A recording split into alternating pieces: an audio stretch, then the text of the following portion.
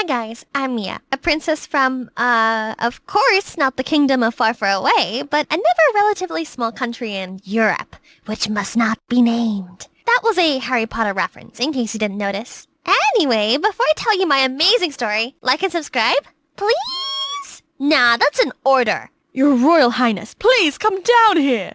In your dreams! Guys, just admit it. You've also dreamed of being able to fly far away with lots of balloons. At least once, right? I'm living your dream right now. But just as I was enjoying the fresh air, actually, the air was kinda thin up here. Anyway, out of nowhere, a flock of birds from the opposite direction flew straight into the balloons. 1, then 2, then 3 popped! Catch the princess! No! I cannot die like this! Ah! So, at my funeral... Just kidding! Did you seriously think I died? I didn't. But instead, I was immediately taken to the palace in front of the king and Mom, who wasn't very happy with what I just did. How could you do something reckless like that? Did you forget who you are? Your Majesty, please reprimand her properly so she would not repeat this sort of behavior. That's right. How could you be so careless? Next time, prepare more balloons, or at least let me join you. Your Majesty! You all know who sides with who now. Growing up, Dad would let me join him in his hunting adventures, but we actually never hunted anything. Instead, we would explore the beautiful sceneries together and learn interesting survival tricks. Those hunting trips called the deepest passion for adventures inside me. But of course, Mom only wanted to keep me inside the palace. It's too dangerous. Mia, remember who you are. Or, what's your manners? But I couldn't care less about her because Dad always got my back. But everything changed when I was 15. Dad suddenly had a stroke, then fell into a coma. Mom ascended the throne, and my life officially became hell on earth. I'm not even blowing it up. I was not allowed to laugh out loud, eat too much, or even leave the palace anymore. She was so paranoid that she even insisted I have a bodyguard. One day, I was reading a book when the sleepy monster came to visit me. So I asked my bodyguard to play my favorite game with me. Let's take turns naming words starting with the letter B. Whoever loses will have to do a handstand walk around the palace. I'll go first. Bite. After a few rounds back and forth, we started running out of words starting with B. I have a word, but I can't say it. Oh, come on. Say it or I'll have you fired. But... Right then, Mom came in out of nowhere and immediately fired him just because of using improper language. What choice do I have, really? I tried to negotiate with Mom to let it slide, but she was impossible. So I had another bodyguard, who just moved here from the North Pole. Negotiation wasn't even in his dictionary. One time, I wanted to try this Peter Parker battery experiment, but knowing my bodyguard would never allow it, I asked him to go buy me a chocolate shake. So here I am, ready to become the next Spider-Man. Warning, do not try this at home. Yeah, I'm talking to you all. So anyway, the experiment was quite successful, but my new bodyguard was also fired shortly after. He didn't even know I was doing this. It was my fault this time, Mom. Mom! Then, after a short while of many other recruitments and reconsiderations, the Queen finally found another bodyguard who, according to her, had given up her noble position in the royal family to train in the army. You will learn a lot from her, yada yada yada. Does her name happen to be Milan too? But the moment I met my new bodyguard, I thought she was Miss Universe in disguise. Skin as white as snow, lips red as the rose, and hair black as ebony. She looked as fragile as Snow White. How was she meant to protect me? I guess I have to test her then. Come at me already. Before I could process, she rushed towards me faster than the speed of light, and I instantly found myself locked in. Your Royal Highness, I'm Grace. I'll be your bodyguard from now on. Got it. Now could you release me? I was finally freed from her grip. So, Lady Grace, is it true you gave up your title to train in the army? That is true, Your Royal Highness. Just call me Mia. Anyway, why did you do that? I just wanted to follow my martial arts dreams without any restrictions. Grace and I talked some more, and I found out she was actually very pleasant to be with. Over time, Grace and I became closer. She was excellent at her job, protecting me from any trouble I caused for myself. But whenever she could, she would also try to bring me along with her on palace duties. She knew how much I loved to be outside the palace. Everything was better with Grace, until one day after I turned 17, the Queen summoned me in to announce a life-altering news. According to the Royal Covenant, as soon as a princess turns 17, her engagement ceremony is to be held. What? Engagement? There's no way I'll get married at the age of 17 or 18. And should I at least know the name of the unlucky guy? Right then, a guy stepped in. Nice meeting you again, princess. Liam, the Duke from a neighboring country? I met him before through some royal parties. Oh gosh, he smelled like he just soaked himself in 1001 bottles of Dior Sauvage. I mean, look at the way he stroked his hair or applied chapstick. My stomach was literally on strike seeing all of this. Ugh! No, I will not marry anyone. If you guys insist, I'll go on a hunger strike. Only, I didn't know hunger strikes require a great deal of mental strength, which I don't have. After skipping lunch, I almost passed out already. Luckily, Grace sneaked in some food for me. Thank you, thank you. There's no way I'm gonna skip my 2 p.m. chocolate shake either. I understand what you mean, Your Highness. It's all because of that stupid Liam guy. Did you see how he acted? He looked like a donkey. Actually, I used to attend some royal classes with the Duke before I gave up royalty.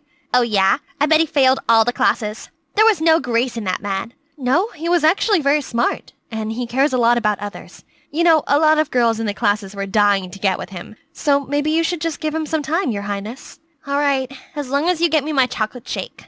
It seemed like the hunger strike really worked, since the next day the Queen came into my room looking all worried. Mia, have you seriously not been eating? Yes, Mom. I can't get married. Right then, Marcus, Mom's private secretary, came in, interrupting my marvelous acting. Your Majesty, please consider joining the charity program in the Southern Village. I said I will not go! But I'm afraid since the king became unconscious, the royal reputation hasn't been as good as it used to be. Having a member of the royal family there would help. Ooh, a charity program in the Southern Village? This screams my ticket to freedom. If I go, I could at least delay the stupid marriage. Plus, I'll get to explore the village. Your Majesty, perhaps you could allow me to join the charity program on behalf of the royal family? That is too risky. Actually, having the princess there would also help promote her image as well, given that she is the next in line to the throne. But, Mom, this is the only way to lift my gloomy dying spirits.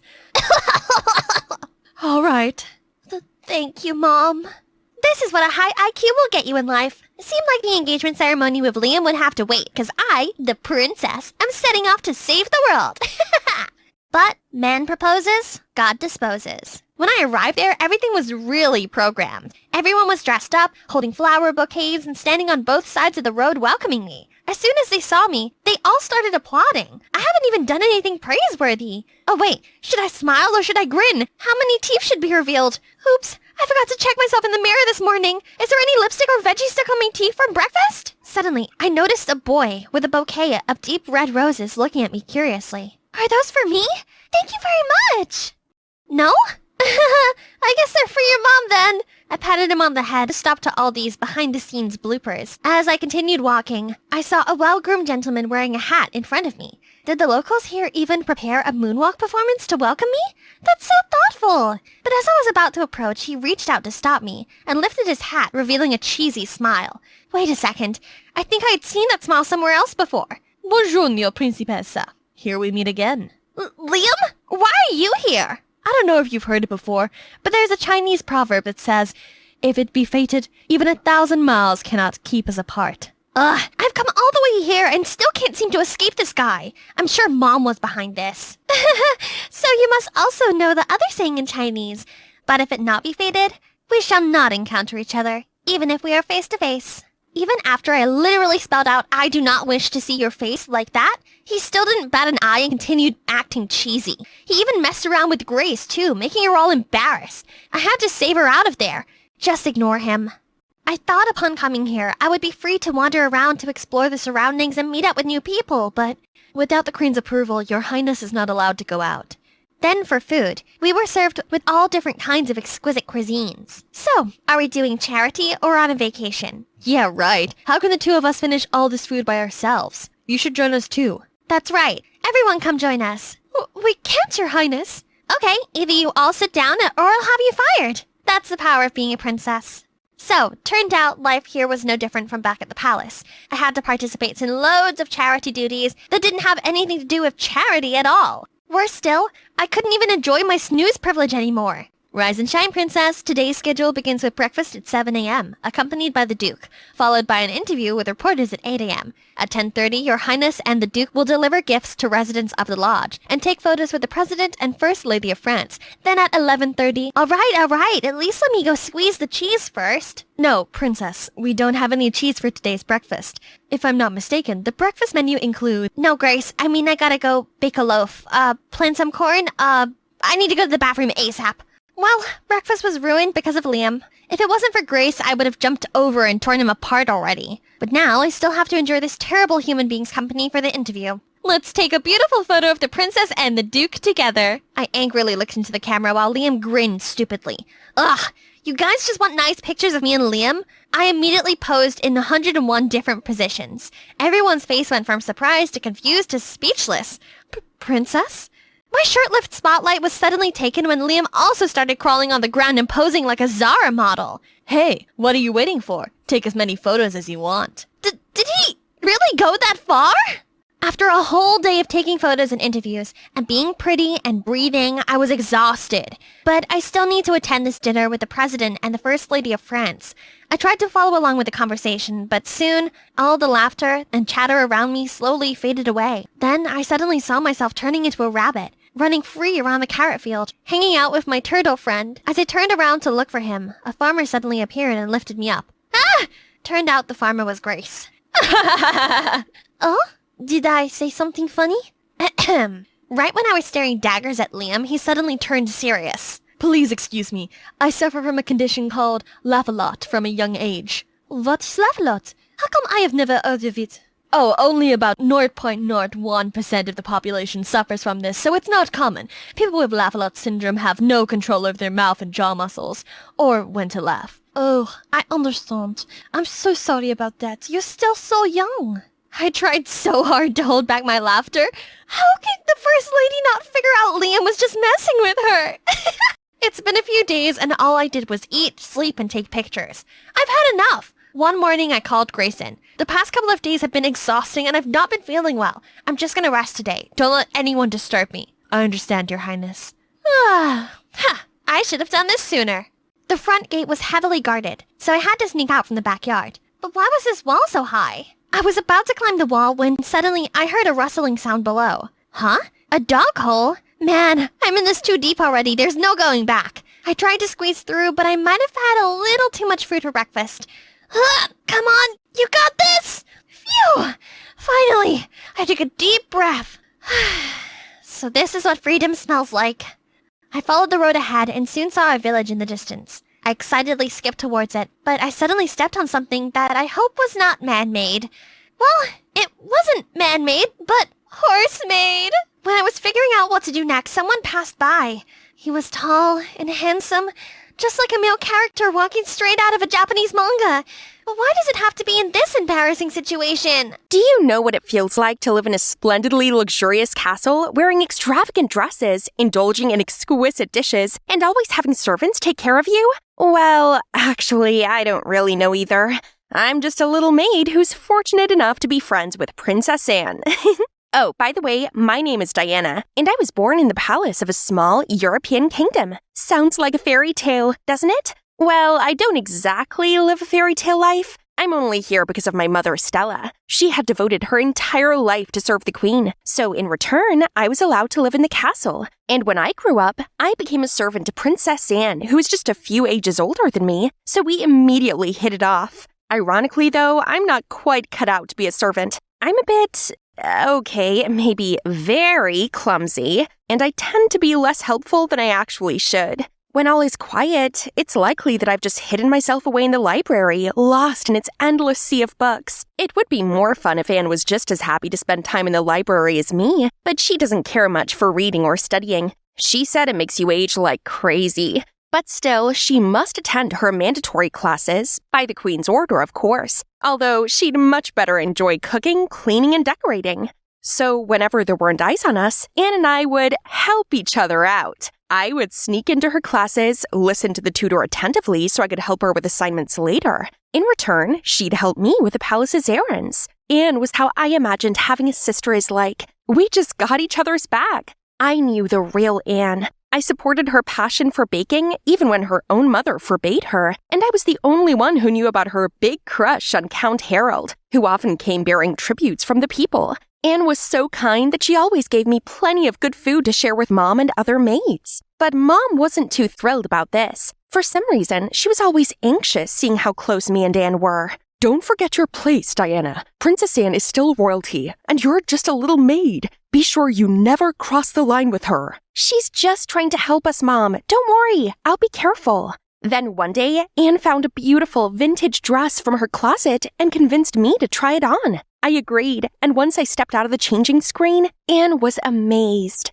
See, you'd make such a gorgeous princess. Did I ever tell you you remind me so much of my aunt, the late Queen Mary? I don't have much memories of her, but I've seen her picture in the royal family tree, and you very much share the same aura with her. I wish, Anne, but if I were a princess, I would have people do whatever I want. Like, fetch me my robes, servant, and when you're finished, my toes could use a salt bath. We were just messing around when Mom came storming in. Diana, how dare you desecrate the princess? I told you not to cross the... She didn't finish her words, but fell to the ground, holding her chest in pain. I rushed over to her as Anne ran to the hallway looking for help. Mom! Diana, I need to tell you something. No, Mom, save your strength. The doctor will be here any minute now. No, Diana, you listen to me. I've been hiding the truth from you your entire life. It's time you learn. What? What do you mean? I'm not your birth mother, Diana. Just find my safe, okay? The answers are there. And don't tell anyone. She took one last breath before closing her eyes. The doctors rushed in, but it was too late. She had a heart attack with a pre-existing heart condition, so she didn't stand a chance. I spent the next week doing nothing except grieving my mother's passing. It didn't even bother me that we were not genetically tied. In my eyes, Stella was my mother, the only family I had. She loved and cared for me more than anyone else ever could. It hurt to even be here in her room, feeling her presence surrounding this place. But as I was going through her stuff, I accidentally stepped on a section of the floor that sounded hollow. It immediately sprung open, revealing a secret cellar underneath. The first thing I noticed was an intricate key-shaped necklace. Next to it was a letter, unveiling that this was an heirloom from my birth mother, who was none other than Queen Mary herself. Even more shockingly, she was still alive. On the day I was born, by Miranda's order, I was separated from Queen Mary, and she was held captive in the castle's dungeon. If it weren't for her pleading Miranda not to harm me, I might have been thrown into some orphanage far away. Instead, I was placed in Stella's care, as Miranda wanted to keep a close eye on me to prevent any chance of betrayal. Stella had regretted following Miranda's order ever since, as she grew to love me like her true daughter. She wanted to run away with me, but the thought of Miranda finding out and putting her family in danger stopped her. But she'd hoped that one day I'd be reunited with my mother. None of this felt real. My hands were still shaking as I held the letter. I need the answer to all my questions. I owed it to my mother to fulfill her dying wish. That night, following the instructions my mother left in her letter, I pretended to be a maid bringing food to prisoners and went down the secret tunnel. There were no guards in the large abandoned prison, only a thin, emaciated woman. Slowly and carefully, I approached her. "Are you Queen Mary?"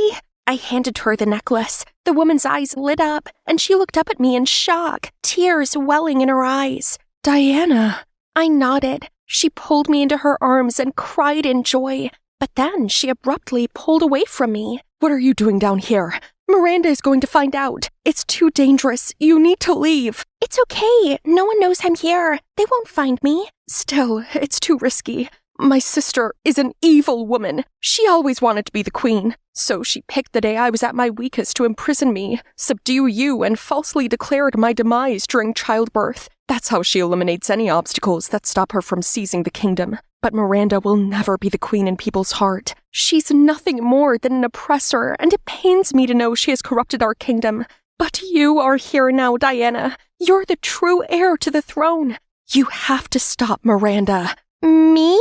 I still haven't dared to believe any of this is real. I grew up just a little maid who's never been formally educated. What can I possibly do to overthrow someone in control of an entire country? Diana, I'm sorry I couldn't give you a better childhood, but I know, deep inside, you are a strong, resilient girl. Stella told me all the time how smart and bright you are, as she brought me food. Me and her both believed in you. You have the power to make things right. My mind was still swirling with all this new information, things that just seemed impossible, unbelievable. I understand why you might be doubtful, but here, leave the palace and test your DNA against mine. Once you confirm your identity, you can decide what to do next, but you can't stay inside the castle any longer. 'Cause once Miranda finds out you know the truth, she won't leave you alone. I hesitated for a moment, but I knew what needed to be done. So, early in the morning, I packed up some belongings and grabbed some food before sneaking into a freight truck that was about to leave. But then I suddenly bumped into someone. Hey, watch where you're going! Shh! Keep it down! Why? Don't tell me you're some kind of thief. No, I'm a maid. I'm just not allowed to go outside the palace. But, the princess desperately wants to make a Dutch chocolate cake, and the storage is out of ingredients, so I need to go to market. And did you plan to sneak into my truck and have a free ride there? I didn't know it was your truck, but if you can help me, that would be lovely. And what would I get in return? My company. Fair enough. It's a lonely ride. By the way, what's your name? Diana, what's yours? People call me Harry. Now let's get going. We hopped into the truck, and Harry turned out to be not such a bad companion. It was nice to have someone else my age to talk to for once, especially a handsome one. Then he turned on this music that's called pop. I swear, it was so good, I couldn't help grooving along. This song is my favorite. Do you know it? Nope. The Queen doesn't even allow us to own a radio. Oh, wow. Maybe I can sneak one in for you. I would absolutely love that. After a while of driving, we took a break in the forest to stretch our legs. I shared with Harry some cookies and baked earlier today, when suddenly a snake coiled around the lower part of my leg and sunk its teeth into it. Pain immediately shot up. Moments later, Harry dislodged the snake and threw it away. Then he leaned over, sucking the venom out of my wound without hesitation. I blushed, both confused and flattered. He grabbed some clean cloths in the truck and helped me bandage the wound. I'm sorry, that was weird. No, that was kind of you. And I really hate to say this, but I don't think the snake is poisonous. I read about it in a book once, but still, thank you for saving me. His face turned bright red even for minutes later. It was so cute. We then continued our journey. When we arrived in an aristocratic area where people seemed to be living in luxury, I began to doubt that the kingdom was as poor and in bad shape as Queen Mary had said, until we arrived at the commoner community. I was taken aback by the small buildings and houses that were old and crumbling. The market was basically desolate, with only a couple of sellers in sight. I couldn't even find any baking supplies there. It was growing dark, so Harry asked if I wanted to crash at his place. I had nowhere else to go, so I agreed. Harry's house was shockingly small, but it was clean and cozy. His father is a doctor, and his mom takes care of his 3-year-old sister. They kindly welcomed me and invited me to have dinner with them. Although it was frugal, to say the least, and I could tell that everyone was still hungry after the meal. I have a loaf of bread in my pack. I'd love to share it with you all if that's okay, to thank you for your hospitality. Harry's mother smiled and nodded, and his little sister squealed in delight as she dug into the loaf of bread. Since the famine began, everyone has suffered, even the ones with good jobs. We've all needed to tighten our belts a bit. Just then, a loud thumping sounded at the front door. Open this door now, or we will kick it down! As Harry and his parents rushed to the door, I hid in another room, afraid that I would be recognized. The guards were there, demanding tax payment, or else the family would be removed from their home. It hurt me to watch them fork over the money, searching their pockets to count every last coin they had. That night, I tossed and turned. I couldn't stop thinking about how Queen Miranda could oppress her own people to this point. I was flooded with guilt, thinking about how gleefully Anne and I would share the tributes taken from these poor people, unaware that they were suffering and starving. I couldn't stay in bed any longer. I crept out into the hallway and down the stairs, and suddenly spotted Harry's father, reading a book under a lamplight. I'm sorry to disturb you. No worries. Anything I could help you with? I actually do need your help.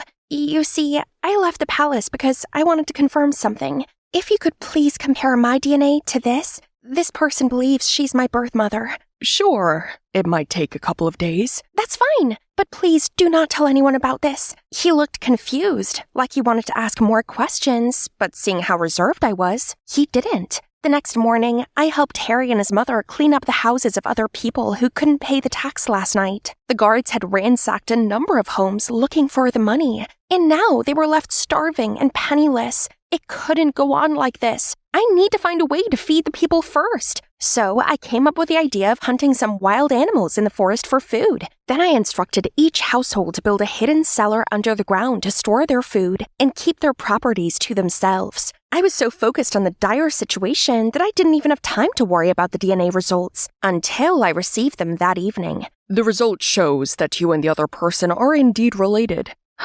I see. It also shows that the other DNA belongs to the late Queen Mary. May I know how this is possible? It's because Queen Mary is still alive. And if the result is true, that means I really am her daughter. At that moment, Harry unexpectedly entered the room. Jaw dropped. You're what? They say gymnastics is the queen of sports, and I say I'm at the queen moment of my life. I made the perfect landing and earned the gold medal. As I strutted back to my spot, this man rushed over to me. Your skills are impressive. I'm Nick, the Nationals coach, and I want you on my team. My ears began ringing, and my head felt like it was spinning, and I thought I was going to puke. The nausea wouldn't go away, while my super excited teammates kept pestering me. Say yes, Kylie! This chance is one in a lifetime. I can't take it anymore, so I opened the door. No, I don't want to have a man as a coach. I hate you. I hate men. Hi, I'm Kylie, and there's a valid reason why I dislike men so much. My mom passed away when I was little, and instead of spending time with me, Dad became a serial dater. He always made excuses. People can't live without love. You'll understand when you're older. If this is what love did to people, then I didn't want it. I swore to never fall in love. Nuh-uh. I went to an all-girls boarding school, and as the years passed by, my hatred towards men grew. Just being around that man smell made me feel dizzy and nauseous. At home, Dad was waiting for me with his typical Hulk look. Kylie, why did you refuse to join the national team? Why turn down your dream? My dream or yours? As if you care. You were never there for me. That's your future, Kylie. I'll be fine. No way universities would turn down my talent. But what if you couldn't graduate? Dad, my grades might be bad, but I'm not that dumb. No, my business isn't doing so well. I can't afford your tuition fees anymore. You'll have to move back home. What? If I don't graduate, then I can't go to uni. If I can't go to uni, then I can't find a job. And if there's still this scholarship offer from another school for you to consider, though. I immediately agreed to it. I couldn't sit here watching Dad flush away my dreams with his incompetence. Yeah, a new environment might be a bit challenging, but I'm a tough girl. I can do this. Only the next day, Dad dropped me off at a fortress-like building that was, apparently, my new school. And to add more to the problem, standing there to greet me was a boy. Ugh! Now I officially had bad vibes about this place. I reluctantly followed him to the vice principal's office, and I had to sit there with my mouth covered. He pushed a form towards me. You don't look so well. Just let's get this done quickly. Please sign here. Then the vice principal reached out for a handshake. Welcome to St. John's All Boys High School. Sorry? All boys? Yes, that's correct. You're the only girl here. I barged out of the room. The corridor was full of boys. They were everywhere. Welcome home, Rosie. We've been waiting, Rosie. I tried to dash past them, but it was so overwhelming that I tripped over my own feet and this boy stopped my fall. But my churning stomach had something to say. Blech! I threw up all over him. This boy shrieked out and let go of me. Everyone gawped down at me like I was some sort of exotic bird. With whatever dignity I had left, I pulled myself up and limped back into the vice principal's office. I reject the scholarship. You just signed the paperwork. You can't just leave. I was so mad and speechless. Dad must have set this whole thing up. It seemed I had no choice but to endure this hellish place. So, on the first day of school, I covered myself from head to toe like a ninja. But what are those banners? For me? I went into the classroom trying to not throw up. This place was seriously weird. I didn't sing, and I wasn't called Rosie. When the teacher told me to introduce myself, I decided to use this opportunity to set some ground rules. My name is Kylie. I don't sing, and you're all gross. I demand that you stay at least 6 feet away from me at all times, else I will backflip kick you into another dimension. To my surprise, the students weren't intimidated. Instead, they all applauded and wolf whistled me. Ugh, I hate boys! I trudged over to my seat and was about to sit down, but then someone kicked my chair away. I turned to glare at the culprit. Oh, it was the boy I puked on yesterday! Stay away! I don't want any more vomit on me. Kylie and Jerry are both new students, so help them settle in, everyone! So, Jerry, huh? He glared back at me in the midst of all the Cheshire cat grins from the other schoolboys. Oh, this is gonna be hell. After class, the boys followed me every step, so I had to do a somersault to get away, but that only made them cheer louder. I rushed back to my dorm, but the situation was not better. Had they never seen a girl before? I locked myself in my room every night and only left to make a quick dash to the canteen for food. After a week of living like this, I was so not okay. I was miserable in class and lonely at night. One evening, I was scrolling through my phone when I saw a hiring post from a cafe near my old school. If I had a job after school, I could avoid the weird boys and hang around with my old friends. So I applied for the job, easily got hired, feeling all excited until I bumped into Jerry. Why are you here? I hurried out of the kitchen. What to do now? Is this jerk haunting me or something? But I really needed this job, so I stuffed a piece of paper into Jerry's locker, saying that as we both snuck out of the dorm to work, let's keep this secret together. And surprisingly, he agreed to that. But that wasn't the only problem. I encountered a slippery issue, having butterfingers. I spilled coffee all over the floor, then slipped on it, dropped a cake on some woman's lap, and man, the amount of cups I've broken. I begged the owner to give me one last try as a baker, but the final products were horrifying. I was feeling disappointed when I heard someone say, "Classmate, need any help?" Oh, Jerry and his man smell.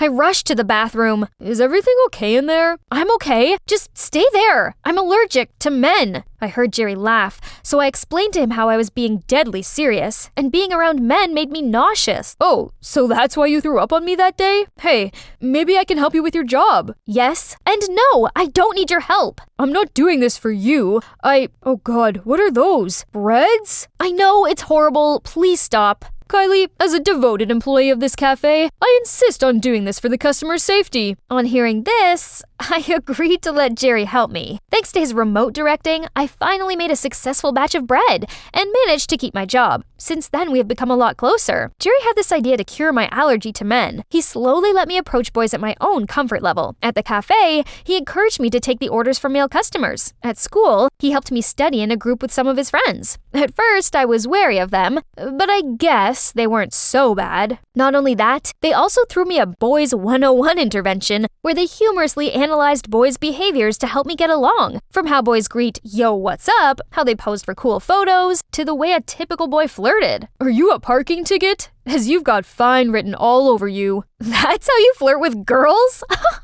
Hilarious! You don't like it? But what if I tell you I was being serious? I like you, Kylie. I immediately covered my mouth, but not because I felt nauseous. What should I do? Say yes, or... Suddenly my phone rang. It was Dad. How's school, sweetie? Got a boyfriend yet? That's all he cared about? Right. That reminded me that all this was just Dad's setup and I can't give him what he wants. No boyfriend! I yelled, then hung up. I turned around to tell Jerry to stop joking around, but the boys were already pinning him to the ground. How dare you flirt with Rosie? She's mine, not yours. Stop! I grabbed a magazine and declared, I'll never date any of you, ever, because this is my type. Now, get out! But the next morning, I arrived in class to see all of the schoolboys in wigs and dresses. They mobbed me, and thank God, Jerry dragged me out of there just in time. Don't you find them odd? They became extremely competitive around me and kept on calling me Rosie. Jerry said he didn't understand either. Something's very fishy about this whole scholarship thing. So we snuck into the administration office to see if my file held my answers.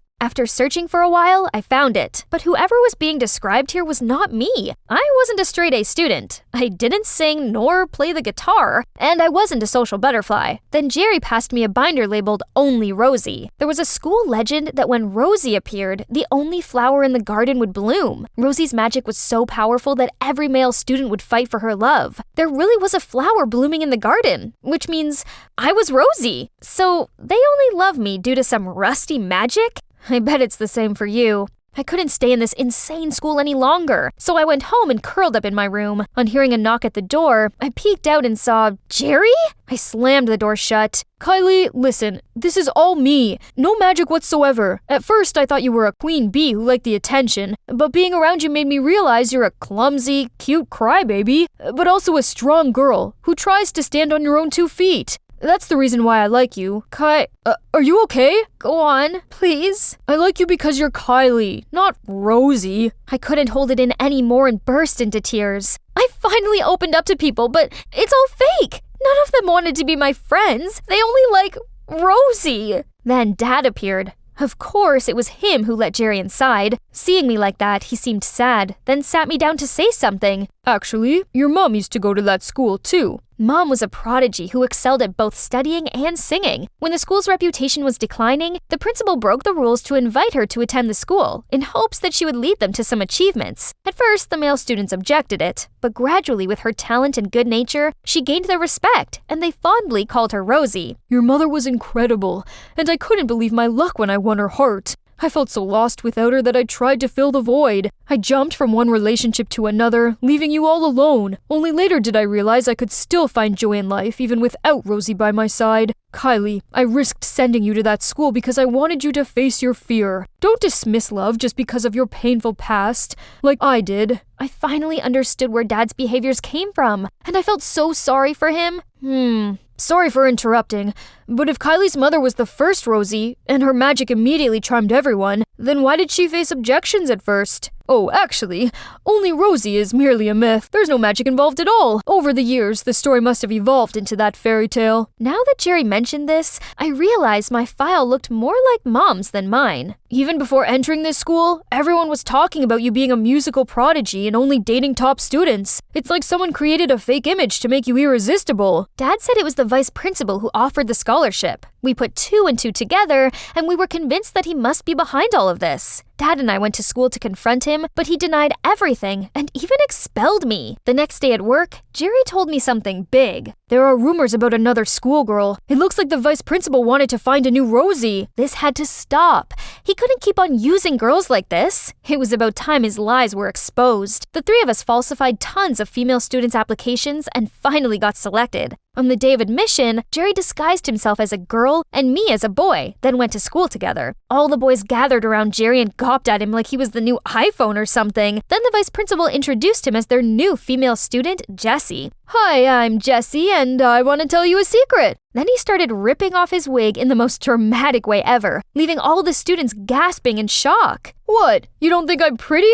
Poof! I gripped my stomach and tried to control my laughter. You're very pretty. Oh, silly. I'm not just a pretty face. I'm also a musical prodigy. Then he pulled out a violin and started making scratchy noises, deafening everyone. Not to mention, I'm a very delicate little flower. Then he broke the violin in half before everyone's terrified eyes. That's my cue to step in. I took off my disguise and pointed at Jerry. Sneaky little snake, you trying to steal my men?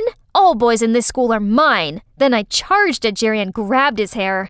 Why are you here? I've expelled you. Everyone was astonished to hear that and questioned the vice president about it. Then I waved the flower I was holding around. Guys, there is no Only Rosie. This is the flower that heralds Rosie, and it looks pretty fake to me. The boys became even more heated towards the vice president. Fine, I did it. So what? Only Rosie is not real, as long as it works. I only did this to revive the school anyway. This school deserves a principal who's as dedicated as me, not a has-been who never even shows up and could have retired by now. He was hopelessly yelling while a group of disgruntled students dragged him outside. The rest ran over to me and said they missed me. So even among all the lies, our friendships were still real. And better still, I didn't feel dizzy or sick at all now. Everyone was here to cheer me on. The boys, Dad, And of course, my soon-to-be boyfriend, Jerry. We're not dating yet, 'cause girl gotta play hard to get.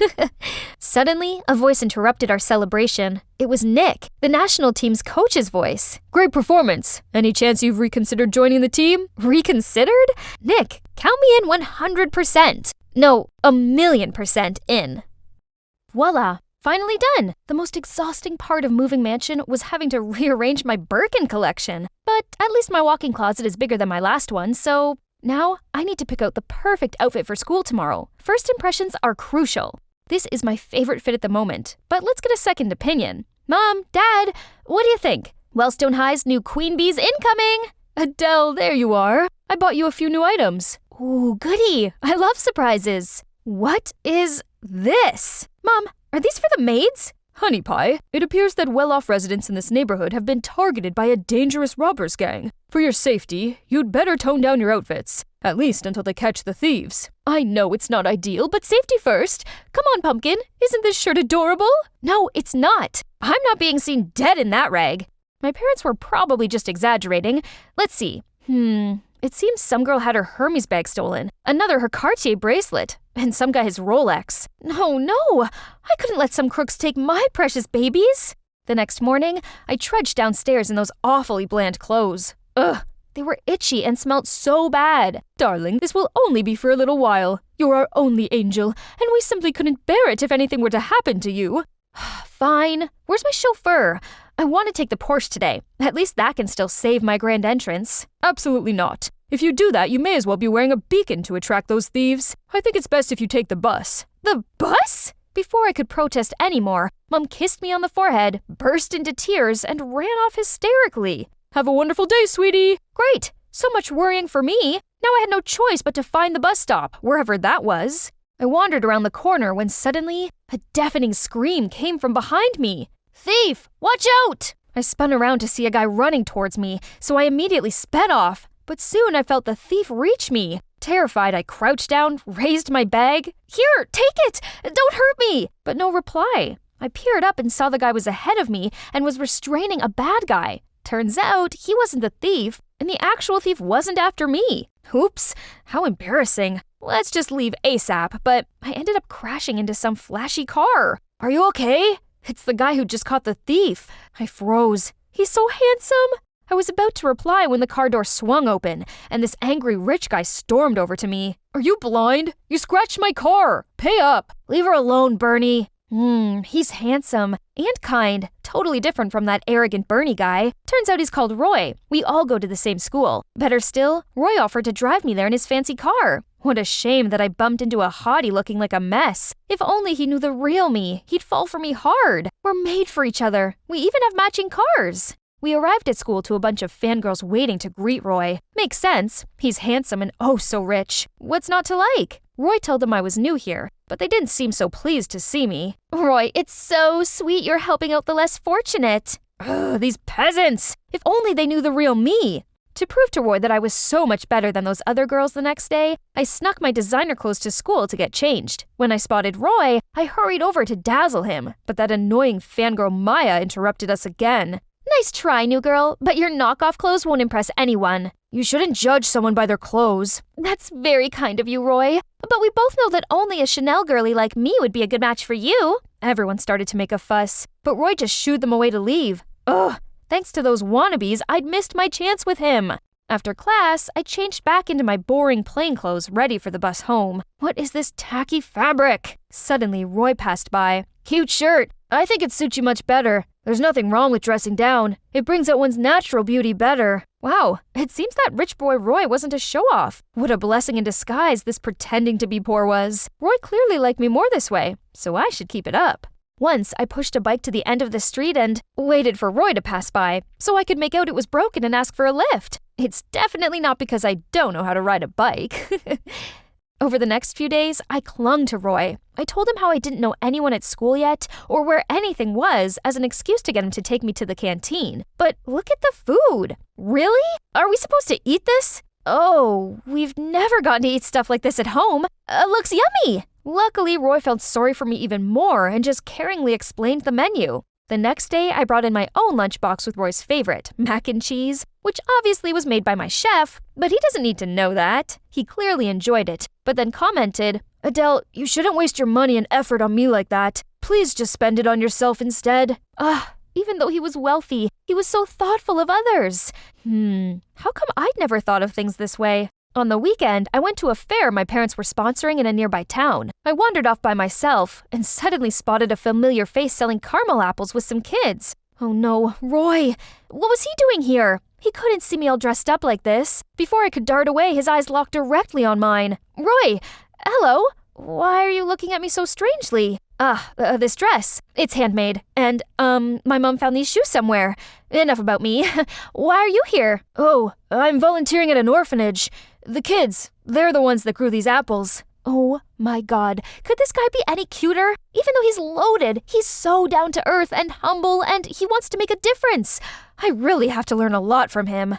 Later, I took the bus back to town with Roy. We continued chatting even after stepping off the bus, but then this convertible pulled up alongside us. It was Bernie and Maya. Oh no, don't let her drag you down like that, baby. Where's your Rolls Royce? What's this? Isn't this Chanel's archive? Adele, are you? Yeah, right? This is a fake one. Now, please, leave. I grabbed Roy's arm and pulled him the opposite way. Adele, are you okay discrediting your image in front of Bernie like that? I mean, he's popular and rich. Everyone wants to impress him. I'm not that kind of social climber. He's such a conceited, bossy jerk. Unlike you. Roy seemed touched by my words, as he invited me to go to the grape farm with him next weekend. Okay, so I thought Roy had invited me here for some relaxation and fresh air. I didn't expect to be made to carry out tasks. This was probably his way of challenging me, and no chance I was going to fail it. The workers here are immigrants from different countries, but thanks to my extensive traveling, I know quite a bit of foreign languages, enough to ask them to show me what to do, and it just so happens that my parents are obsessed with vintage wines, so I know my Chardonnay from my Cabernet Sauvignon. Oh, these grapes will make a fine Malbec. Ne sais pas, Pierre? Oh, I taught myself different languages and watched various documentaries to improve my skill set. It's nothing. Later, Roy needed to re-roof the barn, so he climbed up a ladder while I stayed below and passed him tools. But the ladder began to wobble, and he screamed at me to jump back. But instead, I stayed there and held up my arms to catch him. Are you okay? That was dangerous. Why didn't you step away? I couldn't watch you get hurt. Also, to have you falling for me would be everything I ever wanted. We rested in the corner, and that's when Roy told me that he liked me. I think you're one of a kind, but I don't want there to be secrets between us. I like you too, and that's true. We should have zero secrets. So, I want to come clean. My family's actually rich. Super rich. I'm sorry for not letting you know sooner. What about you, Roy? Do you have any secrets? Actually, my parents own this farm. Only the workers don't know about this, so please don't tell them. Aw, humble Roy. He's really the sweetest. He was also very understanding about the reason why I had to hide my true background.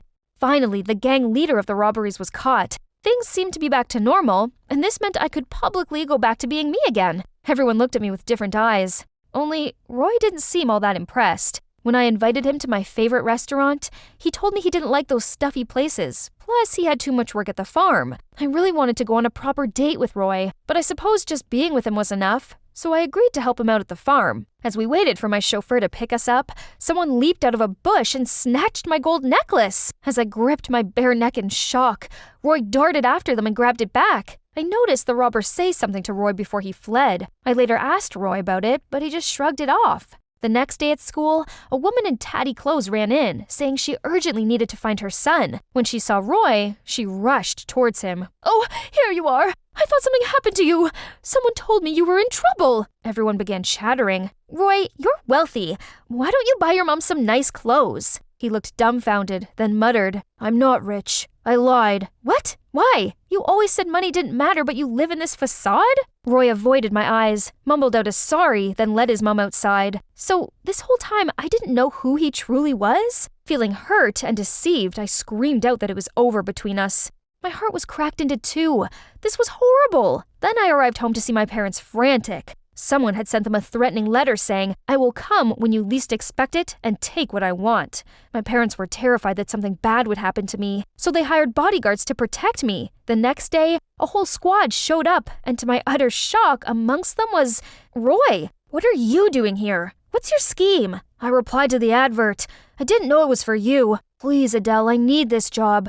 I could really do with the money. I hated that he'd lied to me, but I couldn't be that heartless. So I agreed that he could be my bodyguard, as long as he knew his limit. Having Roy follow me everywhere really sucked. So when Bernie appeared and asked me out, even though I didn't particularly like the jerk, I agreed to it. It felt good to dress up and be taken to fancy restaurants, and it felt even better to see how raging Roy looked. On my way to the restroom, Roy stopped me. Bernie's not who you think he is. Please stay away from him. I put his words down to jealousy and shrugged him off me. If anything, what he said made me even more determined to get closer to Bernie. So when he suggested I throw a party at my mansion for my 16th birthday and invite all my friends, I immediately agreed. The party was great. It's been a while since I was able to have fun and forget about the recent shenanigan for a moment, thanks to Bernie. Wait a minute, bae. I've prepared a big surprise for you. The lights went out, and I waited, wondering what it could be. But it's been a little too long. I called out for Bernie, but nothing. I didn't hear from Roy either. Realizing something was wrong, I found my way inside the house and was suddenly grabbed by someone. Shh, let me show you something. He led me to the garage and I caught Bernie trying to start the supercar. Next to him was a bag full of priceless jewelry. That was fast, but I didn't come here alone. Yeah, but your teammates are already taken care of. Then Roy opened the garage door and the cops rushed in to arrest Bernie. Outside, I saw a couple of other robbers being led away in handcuffs. You again? You can act all high and mighty all you want, but you're no different from me. It turns out, even after the leader was caught, the robbers gang was still alive and well, and Bernie was a member. He only pretended to be rich to fool his victims and provide intel to the gang. Knowing my true background, he's the one who stole my necklace. But the mission failed because Roy stopped him. As revenge, Bernie leaked information about Roy's family. I should have exposed your rich kid facade sooner. I let you off several times out of respect for our close friendship, but you still wouldn't leave me alone. Close friend? Who falsely accused me of theft then? As he was being led away, I suddenly remembered something. What about the letter? Why did you do such a stupid, unnecessary thing? Bernie looked confused and insisted he didn't have time to write insignificant things like letters. It was me. I wrote it. I knew Bernie wouldn't stop trying to steal from you, and I didn't want you to get hurt. So I sent the warning letter for your family to take cover. Roy walked off, but I went after him. What about some accusation between you and Bernie? Is it the reason why you have to live a fake life? Roy explained he and Bernie used to be close friends. Roy was always poor when Bernie's family was a little better off. Roy discovered that Bernie was involved in some petty thefts, so Roy tried to make him stop, but he only took revenge by accusing Roy. Although there was no specific evidence, due to his poor family background, people always assumed that he'd done it. So when Roy transferred schools, he decided to pretend to be rich, so no one falsely accused him again. Oh, my poor Roy. Ugh, why is finding my balance so tricky? Ouch! Roy helped me up and checked I wasn't hurt. You don't have to do this. Just live your life as comfortably as before. Nope, I want to do this. This way I can cycle to see you whenever I want. A flashy car or fancy outfit doesn't change my value as a person, but working with you felt good. And you know what? Even though you're not as well dressed as when we first met, I still like you a lot. I was walking down the hallway to see the infamous dude standing there, doing his old trick to pick on some shy student. Get that filthy hand off him now! Then I grabbed him and threw him away like a piece of paper. Ah, that's better. Konnichiwa, I'm Yukiko from Japan, the daughter of Fuji, a famous martial art master and the principal of a karate school. As his only child, it's up to me to evolve my warrior spirit and protect the weak from any baka. And this shy girl is Chiharu, the one I saved from a fight with the rival school gang. And ever since then, we became besties. Well, that's also how I earned the nickname Big Boss. I don't really care about it, but it does have some perks. I always had the best reserved seat next to the window, a desk drawer full of snacks, and on top of that, the kid was competing every day to do my homework. However, it also caused me some complications. I seem to have caught the eye of Jun, that rival school's gang leader. He bought me flowers and sent me these cheesy cupcakes every day, but I only gave him a no. Hey, he comes again. If I was your boyfriend, never let you go. Keep you on my arm, girl. Yukiko, never be alone. Tomato, tomato! Throwing tomatoes! Even when the guard came carrying him away, he was still shouting, Yukiko died, Scooter! Gosh, he's such a bug. Later, I came into the classroom and found everyone was going cuckoo over something. How noisy! That's the new student. He's just so handsome. As if you could tell someone's handsome from the back. But when he turned around, my eyes almost bulged from their sockets. It's Akira. Back when we were little, I adored Akira from the moment I first saw him. To me, he was even cuter than my favorite Mochi Shiba plushie. So I followed him everywhere and gave him all the candies I had. But he didn't like it that much. Why did you give her my candies? I like Akira. If you take him from me, I'll punch you. Hey, martial arts is not about fighting nonsense. You fierce kid. I hate you. After a while, Akira's family moved away and I'd completely lost contact with him. And now he's back. Our eyes met, but he looked so cold and turned away. He didn't recognize me? Fine. It was so embarrassing facing him again anyway, so I decided to avoid him like the plague since then. And just like that, with his excellent academic ability, Akira soon fell into place as the top student, while I'm a bit different. I may have been a black belt in the karate, but exams were definitely not my thing. Congratulations, you've excelled at coming last. Again. So, Yukiko, I've appointed another student to tutor you. Please don't say his name. Please don't say his name. Please, please, please. Akira. I nearly died on the spot. Can anybody throw me to Mars, please? Man, it's super awkward. I kept looking at the ground when he blurted out, Hi, Yukiko. Long time no see. So, he does remember me? During the lesson, I couldn't focus, and my body was heating up. I kept my mouth shut while he was immersed in his lecture. If there's anything you don't understand, feel free to ask. I plucked up my courage and said, Why didn't you like me when we were kids? You're still acting like before. I'm trying to teach you, but your head's stuck in the clouds. Focus. He didn't say he hated me, did he? My heart fluttered again. Guess I'd have to try harder to get his attention then. But things didn't exactly go as planned. During the lessons with Akira, my phone rang constantly with calls and messages. Seemed like my goons were in trouble and they needed my help. I tried my best to ignore it, but finally gave in. I've got something to do. I'll be right back. Hey, those morons. They're always messing around, then leave it to me. Problem solved. Only that, lucky for you, I got there in time. In time to cause more trouble? I'd have eaten them for breakfast without you. Back at school, I saw Akira standing at the gate with a clearly not happy face. Akira, it's not like what you think. You find it hard to study, but fighting seems to come naturally to you, huh? Who the freak are you? How dare you talk to my girl like that? Akira, I fight to help people. It's not nonsense. Help? I suppose brainless people only know how to talk with their fists. Jun immediately lunged at Akira, raising his fists at him. I had to hold him back right away and told him to go.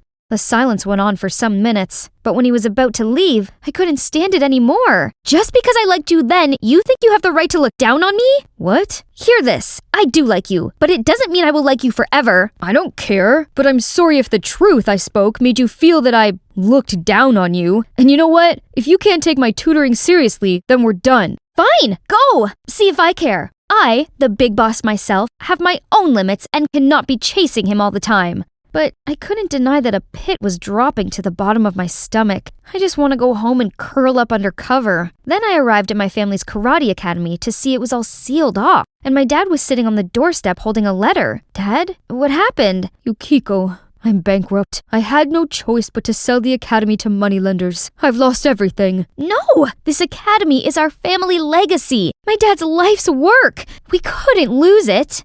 So I followed the address on the letter, but there I met an unexpected person. Jun. Turns out, his dad is my dad's creditor. All or nothing, I decided to get straight to the point to him. What do my family have to do to get our martial arts school back? Jun came over and whispered something in his ear. Then he pondered a while and said, My son kept goofing around. Change him and the martial arts school is back to yours. But how? I want you to get engaged to my son. Are you serious? You think I'm a joke? Then I immediately stood up and left. That was insane. Hey, why are you behaving like that? You're still asking why? It's down to that dude, isn't it? He's just some preppy know-it-all who doesn't even like you. You know nothing. He also likes me, I think. Is that so? Then prove it. Make Akira fall in love with you within 2 weeks, and I'll convince my father to extend the deadline by 3 months. Fail, and we get engaged. I'm the one who is always by your side. No way I agree with your stupid deal. Go ahead, refuse. The martial arts school will be permanently closed tomorrow. Wait, okay, I'm in.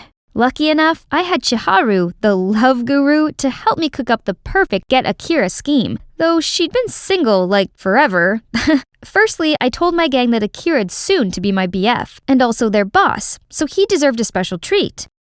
Wherever he went, other students bowed 90 degrees to greet him. They tended to his every need, carried his bag, and were always at his service. But he seemed not so comfortable about this. Ask your goons to stop their nonsense. Okay, as long as you agree to my conditions. What? Tutor me again. Oh, and have lunch together. And walk to and from school? I can't. Okay then. Guys? Fine. Secondly, you needed to find out what Akira liked. But he'll refuse to answer my questions for sure. My fake council survey will answer that. Then she handed out the paper to the whole class. My goofy Chiharu did get it done this time.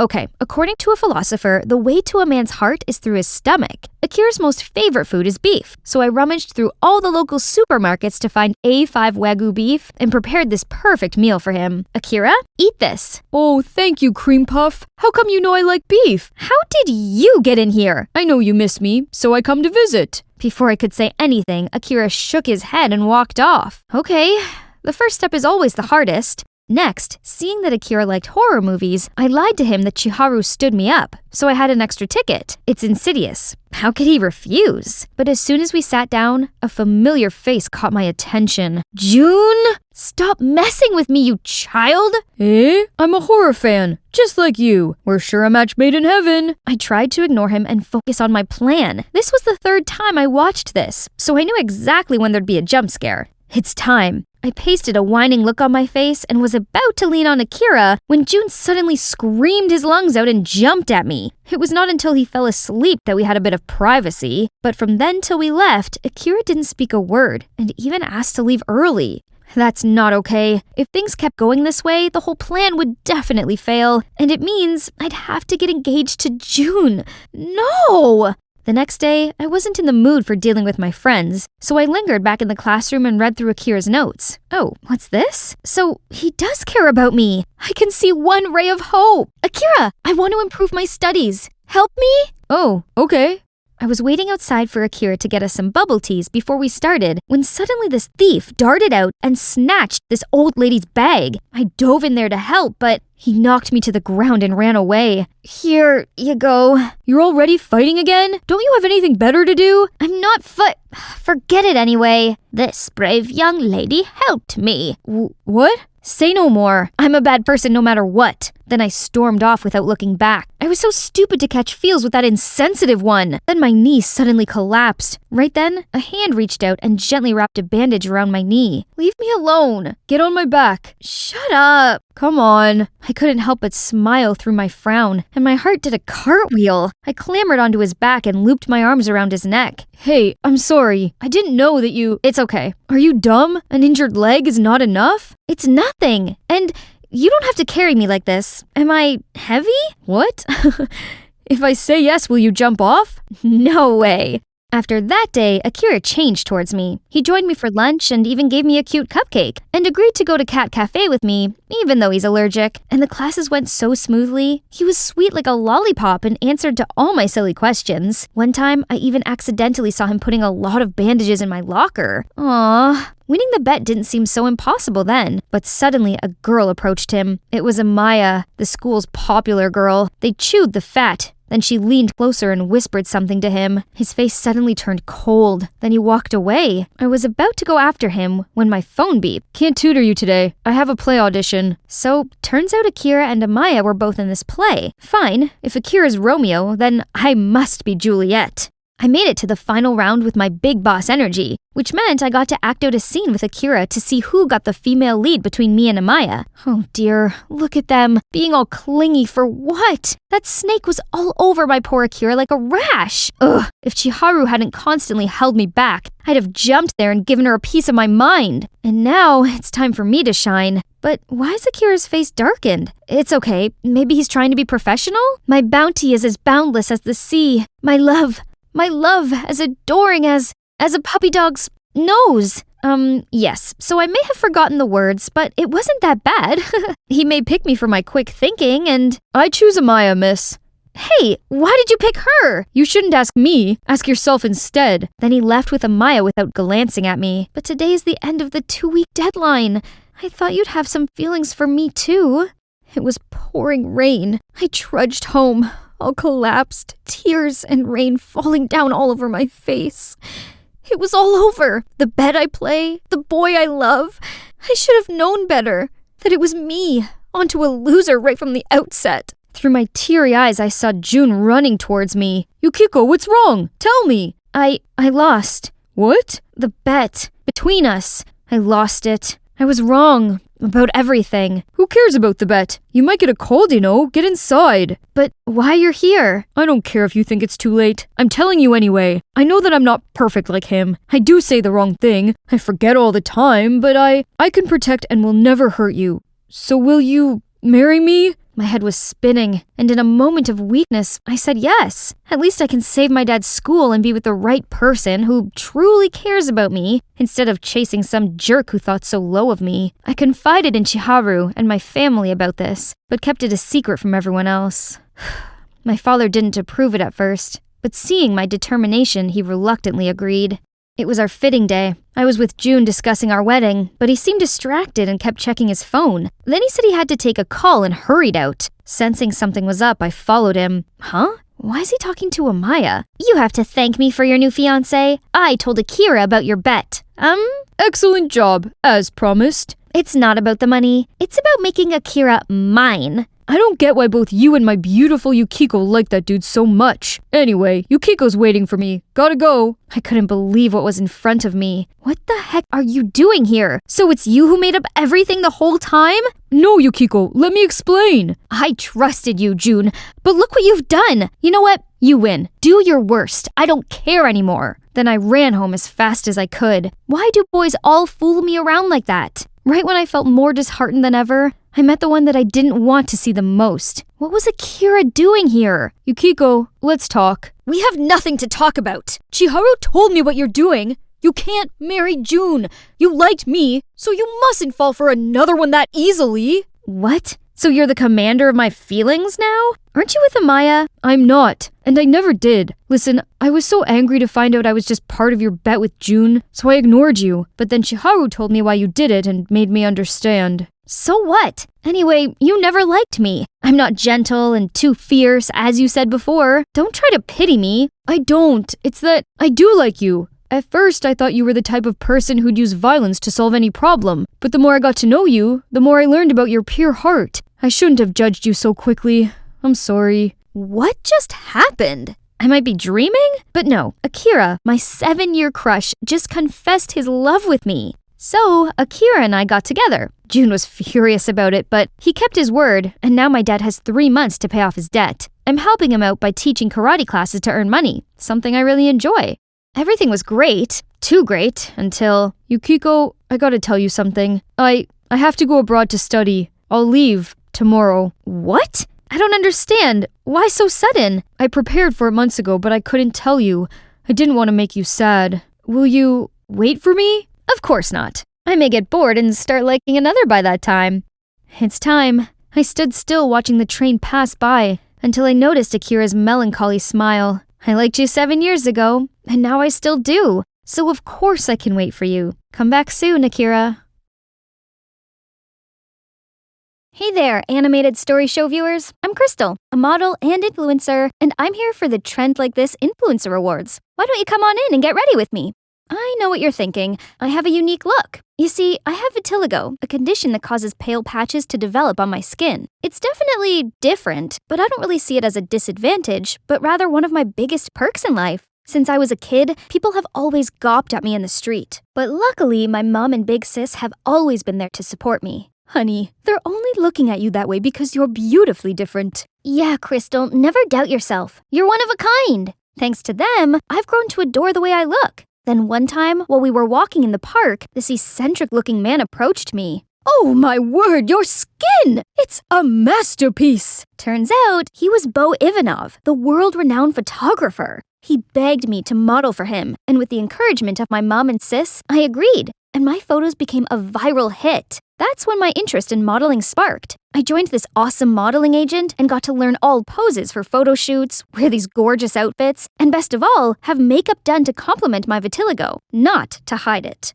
Ever since then, I've worked my butt off, fully committed to my work. That's how I became the face of multiple fashion brands and built up my influence empire. I wanted to pave the way for people like me to love themselves and celebrate our own uniqueness. 'Cause look at me. My career, my life could come to this point today, all thanks to my skin. And I wouldn't change it for the world. But then this morning came. I woke up to see, my vitiligo patches, they were gone! This can't be happening! I still have tons of fashion shows and events booked for the rest of the year. Without my patches, will they all cancel on me? Panicked, I called my manager, Alex, and she immediately rushed into my apartment. This shouldn't have happened. The project with Red Rush is next week. I know that. What can I do? Go see a dermatologist? No, Crystal. You can't breathe a word about this to anyone. You don't want to ruin your career, do you? Well, no, but I can't hide inside forever.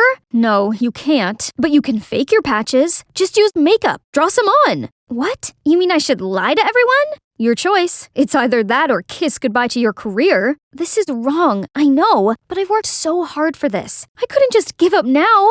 I guess the foundation would have to make do.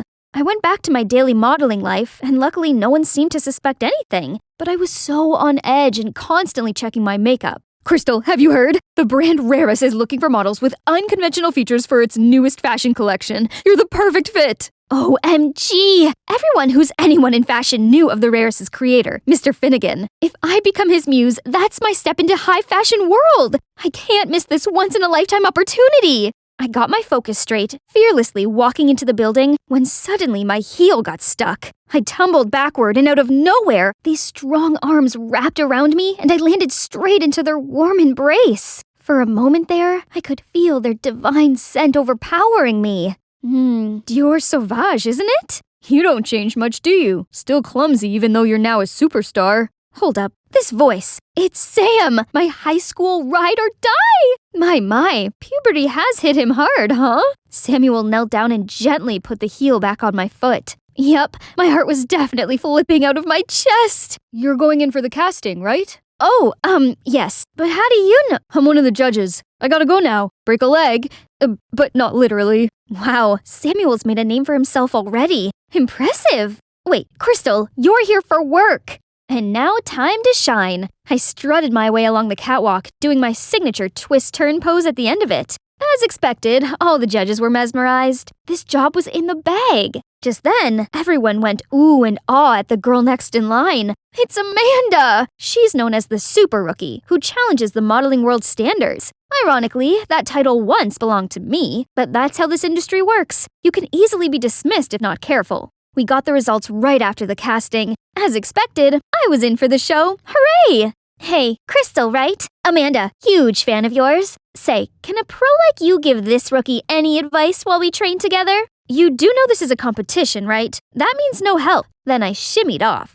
Day 1 of the training, and I already messed up. I had to disguise myself to sneak out and buy a new one. Crisis averted, but this did make me 30 minutes late. You're the professional. Act like one so us amateur can look up to. A veteran in modeling, or so they say. Those chicks wouldn't miss the chance to dethrone me, especially her. Welcome, everyone. May I introduce you to our Fall 2023 Haute Couture collection. It is inspired by the elegant art of ballet, so besides your usual training, you'll have a chance to learn some of the moves to capture its true essence. Then I'll pick my star, my vedette. Ballet? I hadn't done that since the accident! Little 6-year-old me was having a ballet performance and had to do this crazy spinning technique. But somehow, I ended up twirling like a humming top, then face-planted right on the stage. I never forget the audience's mocking waves of laughter. No, get yourself together, Crystal. Whatever the challenge is, I'll succeed and rock the vedette position. The first lesson was catwalk. Easy peasy, no one came close to matching me. Good posture, excellent posing. Well done, Crystal. Aw, he's so sweet. Can we just take a break to admire this piece of art? Come on, why are you so shy today, Crystal? Your patches are superb. Except they're just the magic of makeup. But the nightmare had only just begun. Jeez, these clothes were way too tight. They got me melting like the witch from The Wizard of Oz. Gotta go touch up. Then during another session, I couldn't keep my balance and was wobblier than a jellyfish. Meanwhile, Amanda effortlessly executed all those moves. A few days later, Mr. Finnegan organized a photo shoot, which we had to pose like a ballerina on this revolving platform. The past trauma immediately rushed back into my head. I stepped onto the platform shaking like a leaf. Only with Samuel holding my hands could I imagine to do the simplest pose. At least it's over now. My, our pro seems a little rusty, doesn't she? Just step back and let one of us younger girls take care of this. Right, Amanda? Go practice, Xena. Amanda stepped up to the platform. Her body started moving like a real swan. Gorgeous, Amanda. You're as graceful as the ballerina in the musical box. That's it. I think we got the shot. Well done. The whole set erupted in applause, and Amanda was the center of attention. Looks like you could learn a thing or two from your junior. Look, I may not be the best ballerina out there, but I'll show them where 1000% efforts get me in life. So I stayed later after the training to practice more, starting with stretching. Ouch, not as easy as it looked. Okay, let's try again. Just have to raise my leg and... Whoa! Okay, this time it has to work. And now the hardest part, sur le point. Uh-oh. Just then, Samuel appeared, trying to catch me, but we both ended up stumbling on the floor. Don't try too hard. You may hurt yourself. It's just, the vedette means a lot to me. I know you can do it. You've been such a positive influence, and I know that energy can get you what you want. No, my patches!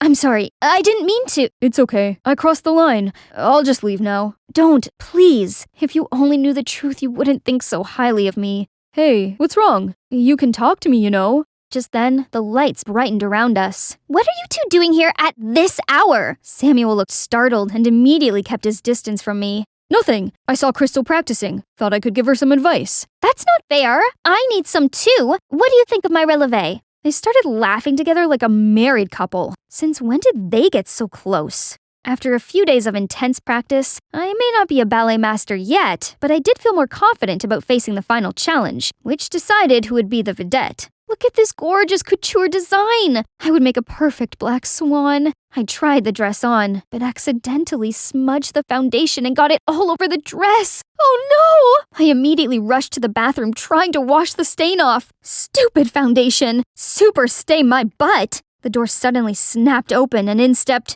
Amanda! Your vitiligo patches? They're coming off? And what are you doing with the dress? I tried to hide it, but she already snatched it away from me. Is it foundation stain? Did you fake your vitiligo? No, I was diagnosed with vitiligo for real, I swear. I told her the truth. Thought she was going to use it against me, but to my surprise, she looked heartbroken. I decided to pursue modeling because I felt inspired by you. But now you're telling me it's all a scam?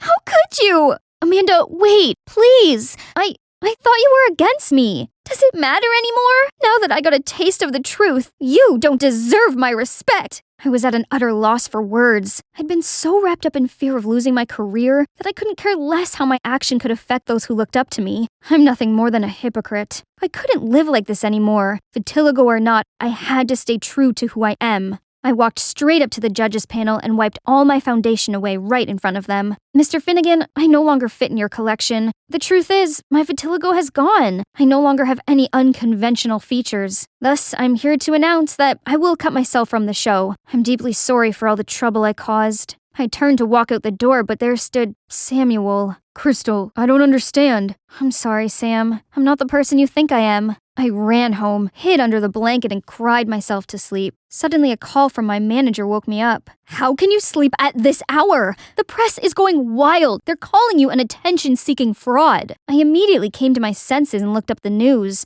Oh no, how could it break out so fast? At this speed, I'd be canceled by tomorrow morning. See what happens when you act out of my order? Gosh, you models are so dumb. Don't go anywhere. I'll be there to handle this. Was she being for real?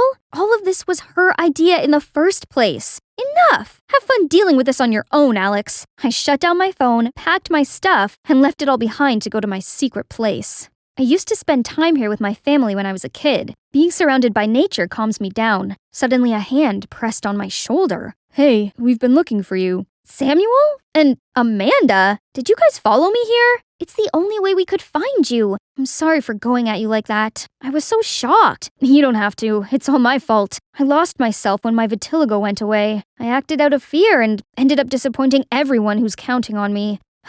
Well, it's hard to stay sane when your identity is taken from you. But what's important is you've learned your lesson. Now, where is the fearless, confident Crystal we all love? She's right. Patches or not, you're always special to us. That means a lot to me. Thanks, you guys. Turns out I'd misunderstood Amanda this whole time. She's brilliant, gorgeous, and caring, and perfect for Samuel. Welp, that stings. Suppose it's time I got back to work for some damage control. I opened the phone to see hundreds of notifications. Among them was a message from Mr. Finnegan saying he has a place for me at the fashion show. So it's not the end for me, right? Go get it, girl. Yes, it felt so good to be back. Crystal, you're here. I have great news. You'll be the vedette for this collection. Me?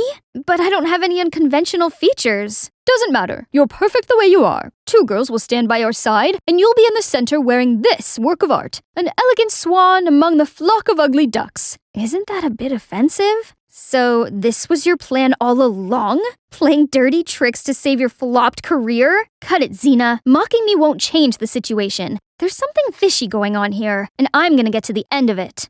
Finally, the show has come. As soon as I got the signal, I strutted to the runway confidently, turning heads to my every step. But it's not for the reason you're thinking. I actually switched places with Amanda, and now all the spotlights are on her. Right at that moment, Mr. Finnegan bolted to the runway. What do you think you're doing? You ruined my show. I had a deal with her.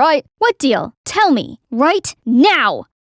It's her who's behind this. Alex? Ugh, that snake! It turned out Alex bribed Mr. Finnegan to let me be the vedette and drag the models with unconventional features down since I'm no longer one of them. Hearing that, all the models turned furious, ready to jump at the 2 frauds. You 2 have crossed the line. I don't need any of your manipulative games to continue my career. I will stay true to myself no matter what. Unconventional features or not, I'm always willing to speak up for them because everyone is beautiful in their own way, and they deserve a chance to showcase their beauty to the world. The audience erupted in cheers and applause, while Mr. Finnegan and Alex were surrounded by cameras and criticism. Justice served. After all that drama, I'm still modeling, but with a different agency that fully accepts me for the real me. I continued to influence young people on self-love and being uniquely themselves. Amanda and I became the best of friends. We also made tons of plans to collaborate with Samuel, but honestly, I couldn't shake off this heart-wrenching feeling whenever these 2 were together. Luckily, my hectic schedule has left me no time to think about that. Guess what? After days and nights of hard work, I now have my own line of skincare products called Only You. Exciting, right? Oh, Sam, you made it! Wow, they're beautiful. Amanda will love them. No, they're not for Amanda. They're for you. Crystal, I'm crazy about you. I always have been. What? It's me you like all along? Then why didn't you tell me that before, silly? I leaped into his arms, and we shared the most amazing kiss. Perfect ending for an amazing journey, huh? Hi, Melanie here, and I'm hanging on the edge of my seat to hear the results of this year's science fair. I know I might not look like a typical studious girl, but I'm definitely serious about school. Ooh, 1 second. The winner of West High Science Fair 2023 is Harry Silver. That means the runner-up is Melanie D'Angelo. Congratulations to you both. Please come onto the stage for your awards. Man, I can't believe I'm second to him again. We'd been literally swapping first and second place on every leaderboard since we were kids. Ugh, so unfair. Look at him. All he did was partying and pulling silly pranks, yet he's still on the honor roll, while I had to study day and night to maintain my straight A's. Mom's taking quite long. What's that commotion over there? This calls for a celebration. What do you guys think? Olive Garden? Yes! Geez, can you keep it down just a smidge? Come to think of it, people like Harry just have it all, while I only have Mom by my side. Oh, she came just in time! Dad left us for another woman a while ago, so my mom had been struggling every day being a single mom. She must be really sad and lonely, so I'd never mention Dad anymore. Poor her. The more I felt for Mom, the angrier I was at Dad. Only my bestie, Izzy, knew about this, 'cause, you know, it's hard to open up when you're from a broken home. Luckily, there's one thing in this world that could raise my spirits, as well as my heartbeat, in these dark, gloomy days. My dreamy crush, Cameron. Last year of middle school was coming to an end, so I gotta make a move with Cameron fast. The problem was, every time I got close to him, that party pooper appeared out of nowhere to make fun of me. He kept calling me melanin, cause that's what you lack, and bothered me nonstop. We had never gotten along, but seriously? What's wrong with him lately? He picked on me way too much, and why only me? I can't believe everyone thinks he's a model student. To me, Harry's no more than the most annoying bug. All right. Hair, makeup, pearly white teeth, check. I'm giving it another go today, waiting for Cameron at his locker with my love letter in hand. As soon as I saw his gorgeous face, I took a deep breath, then put up the sweetest smile, but all of a sudden, someone messed up my hair from behind. Ouch! I turned around to see the culprit. Harry, you look hot. And it generates electricity, too. Now you can charge your phone with your hair. Thank me later. Oh my god! Nobody should see this Medusa hairdo. My plan to confess failed again before it even started. All thanks to that clown Harry. Wait, isn't that my dad? He was walking out of the principal's office with a much younger woman and a boy my age. From what I gathered, they're saying that his son would go here. Seeing how my dad's starting a new life with his new family, I couldn't help but feel sorry for Mom. This is all that woman's fault. If she just disappeared, things could go back to the way they were. But that's merely a wish, and me and Mom just have to put up with this boring, unhappy life day by day. Voodoo for dummies? Was some higher power listening to me? This sounds like an answer to my problem. I ordered the book immediately. I started studying all kinds of spells and rituals in it as soon as the package arrived. Voodoo dolls? Interesting. The next day, I went to find Izzy ASAP. Hey, I'm thinking of using a voodoo doll on my dad's new wife to bring my parents back together. What do you think? Does it really work? I don't think. Yo, Wednesday. Sorry. Yo, knock off Wednesday. Harry Silver, you are so dead. But wait a second. You know what? We can test it out. Harry would be the perfect guinea pig. What? Him? He's just being his playful self. What if voodoo actually works? Harry doesn't deserve it. Well, I don't think so. Let's make a doll for our little preppy boy then. Crocheting a doll's easy. However, the tricky thing was getting my subject's hair, and you bet I won't get physically close to Harry even if someone pays me to. So I got this, a Ouija board. It will help me figure out the code for his locker. There must be a few strands stuck on the fancy hairbrush that he kept inside. Ugh, but none of the combos worked. This is the 10th time already. How about this? There we go. But there were only books inside. Boring. Then the soccer team's changing room it is. I will definitely find something on his uniform. Let's see. Harry Silver. There it is. Aha! Gotcha! I was about to flee the scene when I suddenly saw a boy with only a towel around his waist. Ah! I sprinted to the door and dashed straight through the hallway. That was close. Okay, I still had a voodoo doll to finish. And it's done. I excitedly show Izzy last night's work. Pretty good, huh? It has Harry's hair, too. What? How do you know it's really Harry's? What if it's somebody else's? Well, Hey, did you hear some perv with panda eyes was creeping around the boys' changing room yesterday? Go away. But don't worry. Starting today, we'll take turns guarding the entrance to catch them. Oh, what a coincidence. You fit the culprit's description perfectly, Melanin. But you're definitely not that pervy, are you? I was so mad I felt smoke coming out of my ears. I wish my gaze could kill that brat. Mel, you're squeezing the doll's arm. It's gonna come off. Whoops, my bad.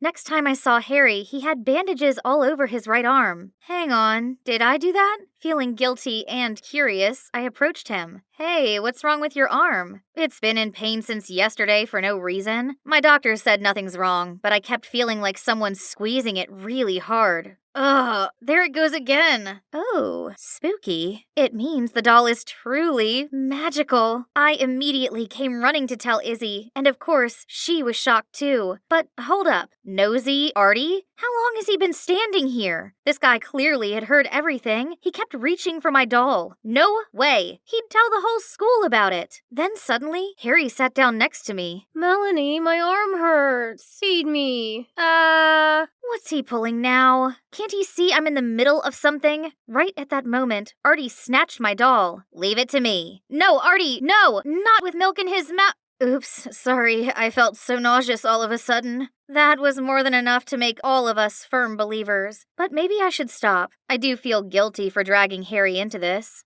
That afternoon, when I was about to throw the doll in the trash can, I saw Cameron walk towards me. Did Christmas come early? Hey, I was wondering if you're... Yes, I've been waiting so long for this day. An occultist? What? I mean, Artie was going off about a voodoo doll of yours, so I thought you might know a thing or two about love spells. But if that's not true, I'm sorry. What do you need a love spell for? Then he revealed he wanted to put a spell on his crush, Regina. So all this time, I had no chance with him at all? But hey, a love spell sounds like a brilliant idea. It could ensure my parents' reunion too. Sure thing, but I'll need your hair as well as Regina's. Also, some of your personal items for the spell to work. Obviously, I'll use his stuff, but in a love spell for me. And you know what I gave him? It's all junk with some of my poodle's fur. Hehehehe. A few days later, I found a gift box in my locker from Cameron. My spell worked. I'm about to have a boyfriend and reunite my family. But before I could carry out that long-awaited plan, Artie came to me with a difficult request, making a voodoo doll of Brad, some transfer student who already established himself as a vicious tough guy. That sounds dangerous, and I already promised myself not to use voodoo anymore. Don't believe me? See for yourself.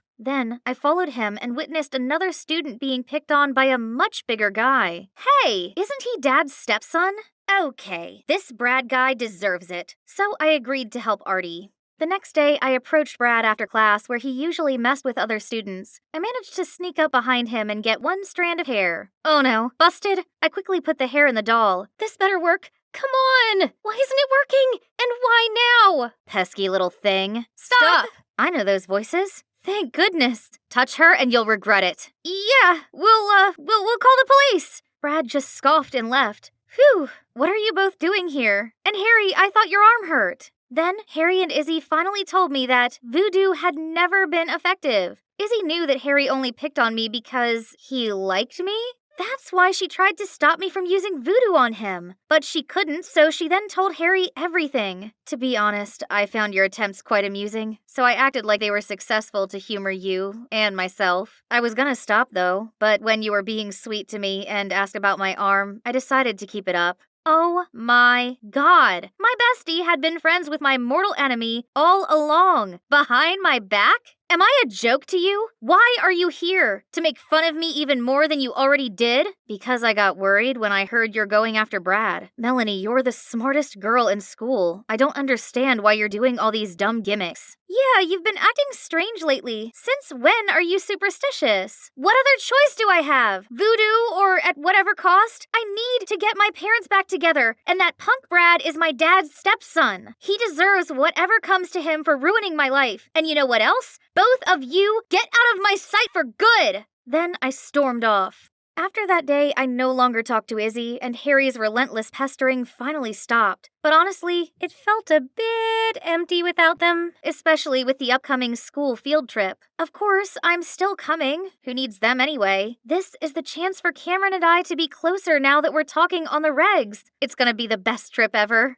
I'd never been the outdoorsy type, but does camping involve this many physical tasks? Almost done. What on earth is that? Isn't he under my love spell already? I mean, he even gave me a present. I was still in shock when Cameron came over to help with the tent. Thank you. No need to. I can't thank you enough. That spell of yours worked wonders. What does he mean by that? Then, out of nowhere, Izzy tapped on my shoulder. I've tried to tell you. Those two have been flirting for a while now. I guess Cameron just needed your spell as a little spiritual push. That means none of these has ever worked? There's absolutely no hope of bringing my family back? Feeling devastated, I burst into tears and ran off. I was running without looking and bumped into... Brad? Melanie, right? Just who I want to see. Or should I say, my dear stepsister. Your mama sent you here. Let go of me and piss off! I wonder how pathetic she had to be to have her husband walk out on her. If this was any other time, I would have fought back. But after all that just happened, I've lost all of my will to do anything now. Out of the blue, I saw someone charge at Brad and land a brutal blow on his face. I said I'd make you regret touching her. I had to stop Harry before he messed Brad's face up beyond recognition. It's time we got out of here.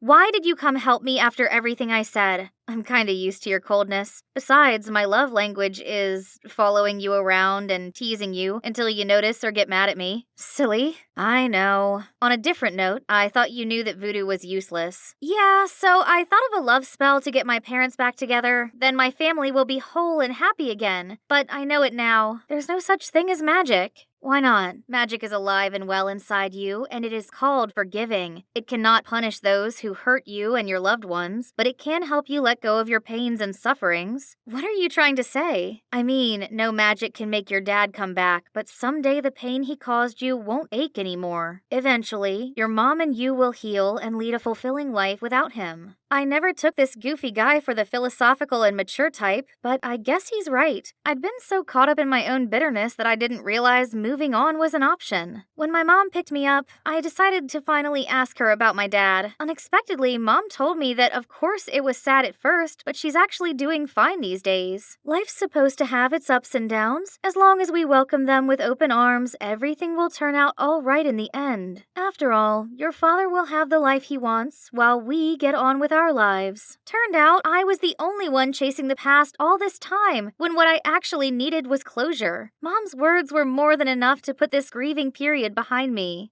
My last year as a middle schooler was quite eventful. Brad was no longer a problem since he got a taste of Harry's fist. Did I mention that we became a trio of best friends? For now, at least. Harry never stopped his shenanigans, but instead of getting annoyed like before, I found him quite adorable and endearing. Oh, just kiss already. Izzy! Hi, I'm Donna, an influencer extraordinaire and soon-to-be supermodel. My family are my biggest supporters. Look, there's my sister Charlotte. Even though my parents are busy running the family corporation, they buy me whatever I want. This includes this spectacular dress for the upcoming Elite Model Look contest.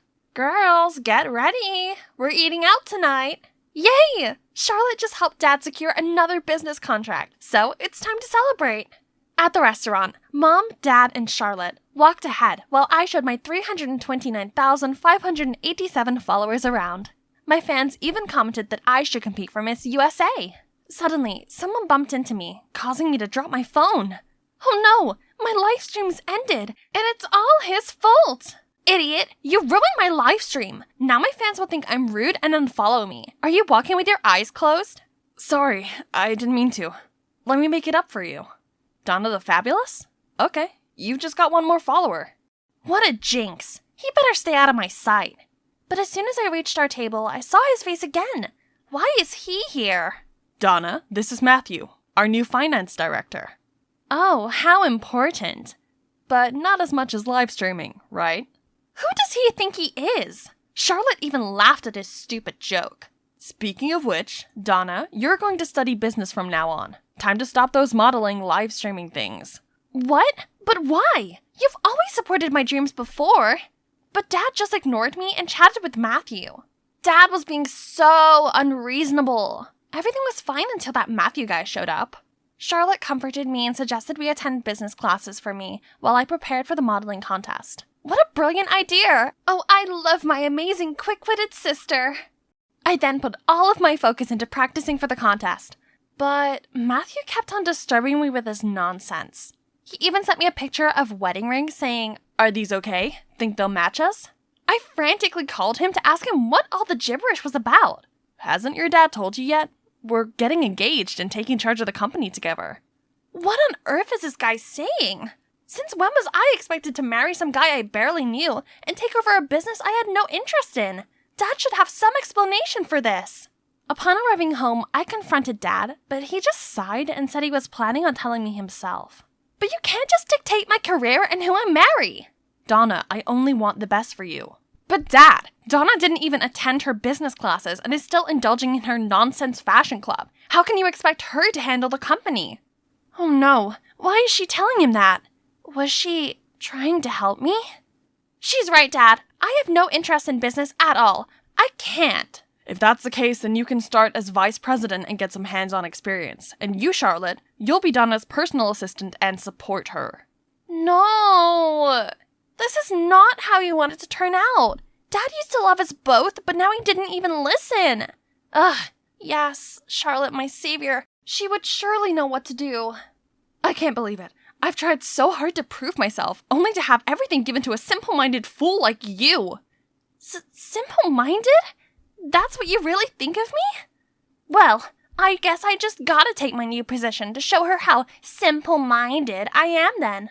So the next morning, I dolled up and strutted to the company lobby under a different name, Miss Vice President. Ha! Look at those gawking eyes wishing they could escape from the boring suits.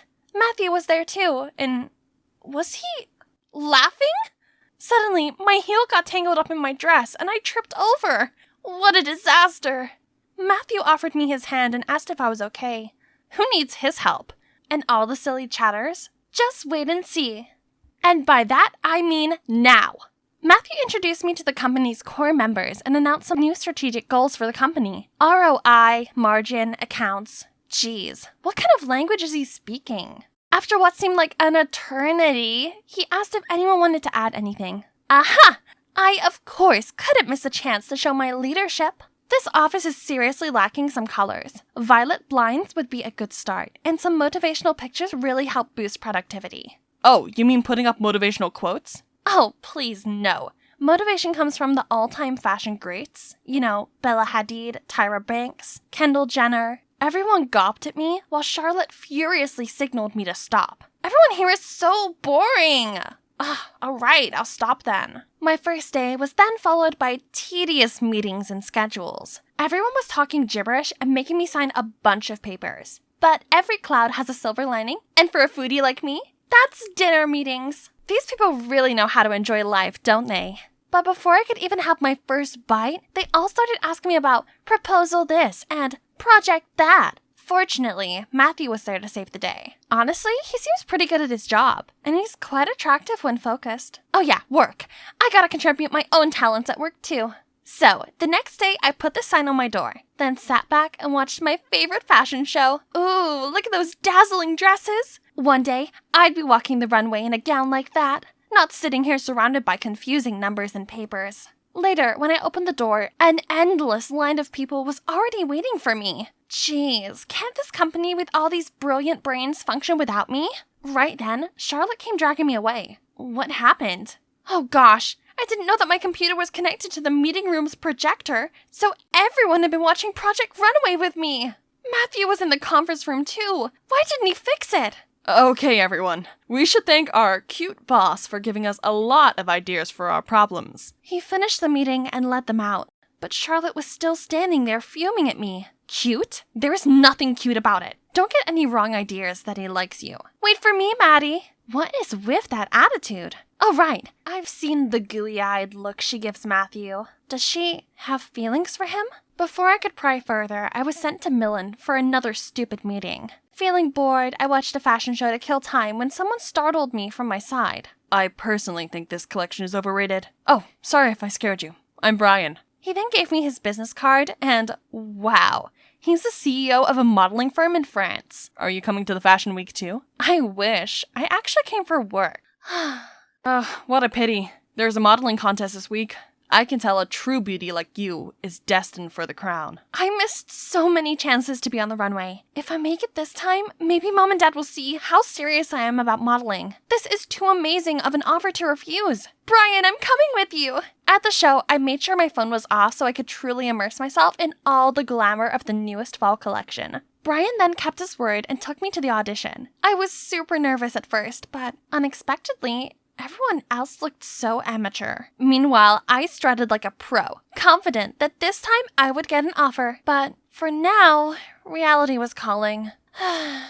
As soon as I turned on my phone, a zillion missed calls from Dad and Matthew popped up. This screamed trouble, so I quickly got Brian's contacts and returned home. There, Charlotte went all banshee shrieking mode on me, accusing me of being irresponsible and selfish for skipping the important meeting. Dad, if you don't do something about this, Donna will destroy the company you've worked so hard to build. That's right. But instead of yelling at her, you should have been there to help out. I'm so disappointed in you, Charlotte. Oh God. Charlotte's face turned pale immediately. Dad should be scolding me, not her. Feeling a little bad for Charlotte, the next day I went to talk to her, but it sounded like she was arguing with someone inside. I walked in to see Matthew sitting there with loads of pictures of Brian and me. We're still, in Charlotte's words, It looked like we were dating. A few photos can't change the fact that we're getting engaged. He then grabbed my hand and pulled me outside, leaving a stunned Charlotte behind. How are you so sure that I'm not seeing someone else? It's just a feeling. Or maybe it's just my hope, because What did he mean by hope? And holy shrimp, why is my heart beating so crazy? What a day. I thought it was finally over when Dad slammed the pictures of me and Brian down in front of me. He was so mad at me, he decided our engagement would be tomorrow instead of a month, as planned. But I haven't mentally prepared for this. So here I am, at my engagement ceremony, waiting for my fiancé to arrive. Ha! Just kidding. Actually, Brian called me last minute to tell me the best news ever. A fashion brand had chosen me as their ambassador. I needed to fly over for some paperwork. Thanks to him, I successfully escaped the engagement and flew to Milan to meet up with him. Finally, I got to pursue my long-repressed dream in my favorite city and not pay heed to my dad's ridiculous orders. Yay! As I woke up the next morning, I eagerly reached for my phone to call Brian, but... Where was it? I looked at the nightstand, but my passport, my wallet, and all of my stuff had disappeared. I dashed to the reception asking for Brian's room, but they all shook their heads saying there was no one by that name staying there. Frantic, I used their computer and checked the website for his phone number, but it kept saying error. Then I looked up any information about the contest, but found zilch. How could he do this to me? I trusted him. Now I'm in a foreign country, all alone, and with no money. What am I gonna do? I can't just call Dad to come get me. And neither can I call Charlotte. There's only one person I could contact right now. So I called Matthew, and he flew over immediately. We were walking along the Unveiled canal to get some dinner before heading back. I thought he would be furious right now because I ran away from our engagement, but he was just quiet the whole time. So, is it okay for you to suddenly come here?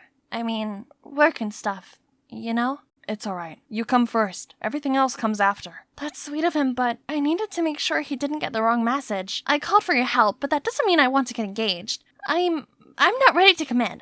At first, I wanted this marriage to happen, but now I'm not so sure anymore. Oh my. Did me running away from the engagement upset him that much? As we stepped through the door, I saw Mom, Dad, and Charlotte waiting for us. Charlotte instantly bombarded me with her dolphin frequency yelling, saying how much they worried about me, how irresponsible and terrible I was. You should have won an Oscar for your acting, Charlotte. Unfortunately, your partner played you this time. Acting?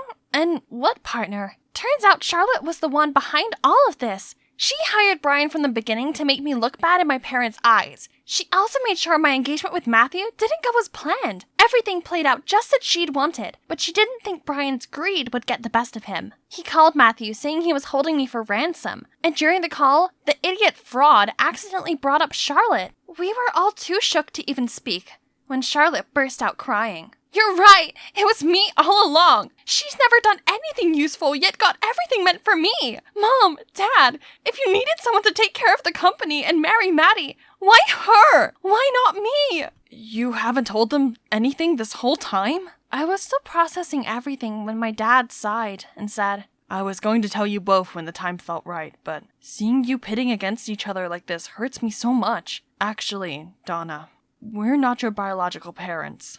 Turns out, Dad was my parents' private lawyer and the company belonged to my real parents, not to Dad. But then, my parents got into a terrible accident, and during their last minutes, they gave the company, and me, over to him. They asked Dad to raise me properly and arrange for me to marry Matthew as a part of their deal with Matthew's parents. Growing up and seeing me so passionate about modeling, Dad was going to let Charlotte run the company and let me live my life how I wanted to. But then Matthew and his family showed up and insisted we get engaged according to the deal. Dad had no choice but to respect them and carry out my parents' will. So, my current beloved mom and dad are not my actual family. Worse still, my biological parents had both passed away. Donna, we hope you understand. Though we're not related, we have always loved you as our daughter. This is very hard for us too. I looked at Mom and Dad, the ones who had always loved and cared for me. Mom, Dad, just like you two, I'm sure my parents would want me to do what makes me happy. Though I am the lawful heiress of the company, I can only do harm to it. So I hope you understand, and let Charlotte take over it. She's a better suit than me. That's right. You cannot force someone into doing something they don't like. Neither can you force someone into love. Woohoo! No more boring office job. Instead, I've put all my energy into elite model look. And here I am today. You've got this, Donna. I confidently strutted down the runway with Mom, Dad, and Charlotte cheering from the audience. And when I finished my part, I joined my family and nervously waited for the MC to announce the chosen ones. Samantha Friske, Amelia Davis, and Donna Rosie! Yes! I've made it! I've been waiting for this day for so long! Suddenly, I spotted Matthew coming towards us. Congratulations, Donna. I knew you'd get it. Thank you for coming. I know love cannot be forced, nor should I rush it, but whenever you're ready. Donna, will you go out with me? How about now? And her friends picking on a girl. Upon seeing me, they immediately ran away, but I managed to catch Cassie. Cassie, since when did you become a mean girl? None of your business. Report me to the principal if you like. Then she strutted away, leaving me standing there confused. Since when had the sweet Cassie ended up on the dark side? Turned out, not long ago, Cassie's father passed away in an accident, leaving her to live with her stepmother. This must left her in so much grief that she put up this cold, reckless facade as a defense mechanism. That's so sad. So, to make Cassie feel included, and also to improve this whole class's performance, I came up with a master plan. More homework, not finished, minus points. And every lesson will come with a gift. A test during recess, and I asked Cassie and Ethan to help the other students. But when I called Cassie to the board, strangely, she couldn't do a simple equation. At first I thought that it was just her being rebellious, but during the test that day, I noticed her copying Ethan's answers. Does that mean all her A's were from cheating? Not only that, the even shocker thing I found out was that Ethan was her stepbrother. After class, I came to talk to her, but she didn't pay me any attention. Cassie, I know the secret behind your A's. High scores mean nothing when they're not from your own hard work. But out of my business. You're as much my friend as you are a proper teacher. I'd be pleased to tutor you. How about today? See you in the library after school. As if I care. Her words did hurt, but I guess she was just trying to keep her cold image. So I still waited for her, but she never showed up. No matter how much I tried, Cassie ignored me and kept cheating. During the midterm test, she even blatantly snatched Ethan's paper. It's true she's my friend, but I couldn't let it slide any longer, so I dismissed her test. That had to be done. On the same day, while I was in the library searching for materials, I heard familiar voices talking. Ms. Palmer is way too much. She even dismissed Cassie's test today. Can you believe this? Why can't she be understanding like you? Cut her some slack, Sadie. She's just doing what she thinks is best. So, that's what my students really thought of me? After everything I did to try and help them, yet all I got back was bad-mouthing? And Rebecca was so nice to defend me like that. No wonder they liked her. A few days later, the unexpected happened. Cassie, Lucas, and a few others came and asked for extra lessons. Finally, they started to have another eye on studying. But little did I know that it's just a ruse from my dear students to turn the following days into a nightmare. And the instigator was Lucas, I supposed. One day, I almost fainted upon finding a huge ant nest inside my bag. The other day, my pants were stuck to the chair with some gum. Fortunately, Ethan always showed up in time to help me. He's such a riddle. Unlike before, not only did he try to defend me in class, but he also helped me carry my textbooks. But I didn't expect him to care that much. One time, I saw him at the car wash where I worked part-time. I quickly hid behind a car, but Ethan just kept walking towards my wash box. I'm here to see you, so no need to hide. Let me give you a hand. After my shift, Ethan took me home. We talked a lot, and I felt comfortable enough to tell him about my mom's health condition, and how I took this part-time job to cover her hospital fee. This side of him was far different from the normal, and it was heartwarming. Suddenly, we noticed an elderly lady who seemed lost, so we offered to take her home. And guess what? She's the grandma of the notorious Lucas. I was truly surprised by how much of a rebel like Lucas cared for his Nana. I could tell he really loved her a lot. Poor boy. She's the only family he got now. Lucas, I know studying is not your thing, but have you thought about how happy your grandma would be if you at least tried? Since then, Lucas stopped causing me any mischief, and so did the other students. Now they could even do simple math themselves. Baby steps. Seeing my effort finally bore fruit, I set up a parent meeting to report students' progress. Halfway through my presentation, a photo of me cosplaying as Sailor Moon popped up on the screen. Oh my god, why is it here?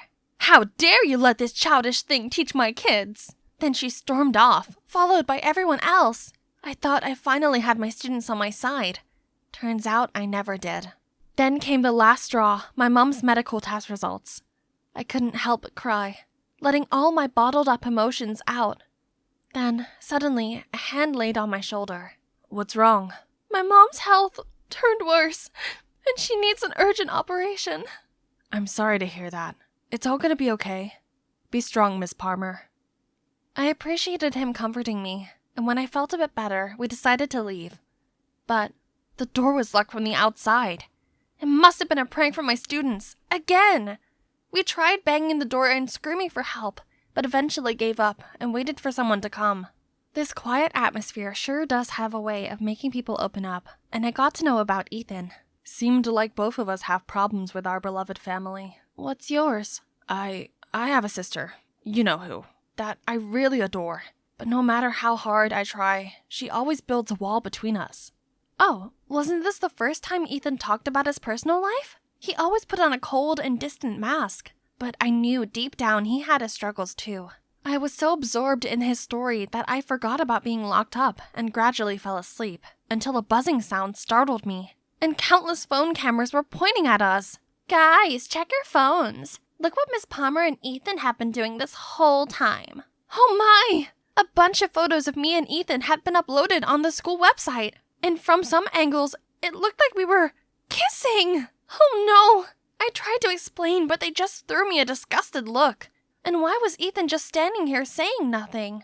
This soon reached the principal. He told me there would be a case hearing for inappropriate relationship with a student. How was this even possible? As I dragged my feet to the principal's office, suddenly I heard familiar voices shouting. Why did you do that? I told you to find her weakness, and look what you got. Nothing. I've done everything I could. What else do you want? Everything? Then why is she still here? As long as she's around, she messes up our cheating stuff, and Mom will get my head chewed off for being useless at school. Or is that what you want, brother? What? So, Cassie had been pulling the strings this entire time? And Ethan was her puppet, befriending me just to please his sister. I knew she hated me, but did Ethan have to be so heartless too? Cassie then caught my eye, so I ran away. I was still trying to process this when I walked in to see the school council glaring at me. You're an insult to the teaching profession, which leaves us no choice. I was ready for the worst when Ethan rushed in. Stop! It was me who deliberately jammed the classroom's lock to get back at her for being too strict, but I accidentally got stuck too. There's nothing going on between us. And so, I was cleared of all charges, and Ethan ended up in a week-long suspension. Why did he do that after all? After such a long trial, I drove around town to blow off some steam. Then saw Cassie fighting with a security guard. I found out that Cassie stole a bracelet and was refusing to call her parents. The guard said he'd have to call the cops, so I came forward as her teacher to bail her out. Cassie asked me why I helped her, but I didn't bother explaining myself and just left. Since that day, Cassie didn't attend the extra classes. After his suspension, Ethan returned with his offhand attitude. No time to worry about those two. My mission now was to prepare my students for the upcoming finals and regain my prestige. Luckily, they started to take studying seriously and invested a lot in these tests. One day, when I walked into class, some students even asked me to help solve advanced exercises. 2 weeks later, when the results came, my excited students all rushed over to me. Miss Palmer, thanks to you, the questions were the same as the ones you showed us the other day, so it only took us a blink to finish. What are they talking about? Before I could understand, the principal summoned me to his office. As I entered, he angrily showed me the math sheet that I was allegedly teaching in the extra class. What kind of work ethic allows leaking exam questions, Miss Palmer? Leak the test? Me? No! Please! No more excuses. You're fired. No! They can't punish me for something I didn't do. Someone must have framed me. I asked my students where they got that piece of paper, and they said it was already on the table when they came to class. So Cassie and Ethan must have been behind this. Good job, Ethan, for putting up their remorse act just to set up a bigger plan to humiliate me. Okay then, they won. Unemployed and desperate, with hospital bills to cover, I had to work full-time at the car wash, as well as taking night shifts at 7-Eleven. But besides the measly wages was a bonus of rotten eggs and tomatoes. Scornful looks and snarky comments saying I didn't deserve the teacher title. The scandal truly turned my life upside down. Then, when I was at the hospital with my mom, suddenly Ethan rushed in and said he would clear my name. Clear my name? Wasn't he the one who put dirt on me? What was he playing this time? With nothing to lose, I reluctantly went with him. He led me to the school's control room. The principal was also there. Then I saw Sadie standing on stage. Ethan said it was her who discreetly put the math sheet on the table. What? But, Rebecca? I distributed the test like you said, but I'm scared. What if someone finds out? Don't worry, now that Miss Palmer's fired, who else can dig this up? I'm only taking back my position as the beloved teacher who can take cover for y'all. No, I have to tell the principal everything. Who would believe you? I would. Furious, I rushed over to the stage and confronted her. Rebecca, I thought you were my friend. How could you? Don't ask me. Ask your phony self. Weren't you just trying to get the students to like you? What nonsense was she saying? I'm just doing my part of being a good teacher. How could she be so selfish and cruel? Out of jealousy? Miss Palmer earned her students' respect with her pure heart. Look at you. The so-called love you have comes from buttering them up with all your lies. That's why they turn stubborn and make light of studying. I never knew you were that kind of person. How could you call yourself a teacher? The principal couldn't hide his rage, fired Rebecca, then apologized to me and offered me my job back. But after all these troubles, this school had completely drained me. I couldn't take it anymore, so I refused. As I was wiping away my tears, Ethan came to my side. Miss Palmer, I'm sorry for everything I did. I just tried to please Cassie, but now I know I was only hurting you. I've already known about that. I was about to leave when a group of students led by Cassie approached us. Then Ethan told me it was Cassie who helped him with the plan to bait Rebecca into admitting her actions. Sorry for all the horrible things I did to you. Please stay. We've learned a lot since you moved here. Please don't leave us. Such a crazy term. I ended up staying. I mean, this is my dream job after all, and I'm not one to give up that easily. I also talked to Cassie's stepmom about her studying. Turns out she didn't realize her strict approach was causing a rift between them all. Cassie, Ethan, and their mom had a talk, and now they seem to understand each other better. I was so happy for them, and we became friends after that. Time flies, and now my students, or my friends, to be correct, graduated, and would soon fly off to pursue their own dreams. Suddenly, Ethan dragged me to a corner. So from now on, we're no longer teacher and student, right? I guess, but But could you still teach me? Teach me how to love you.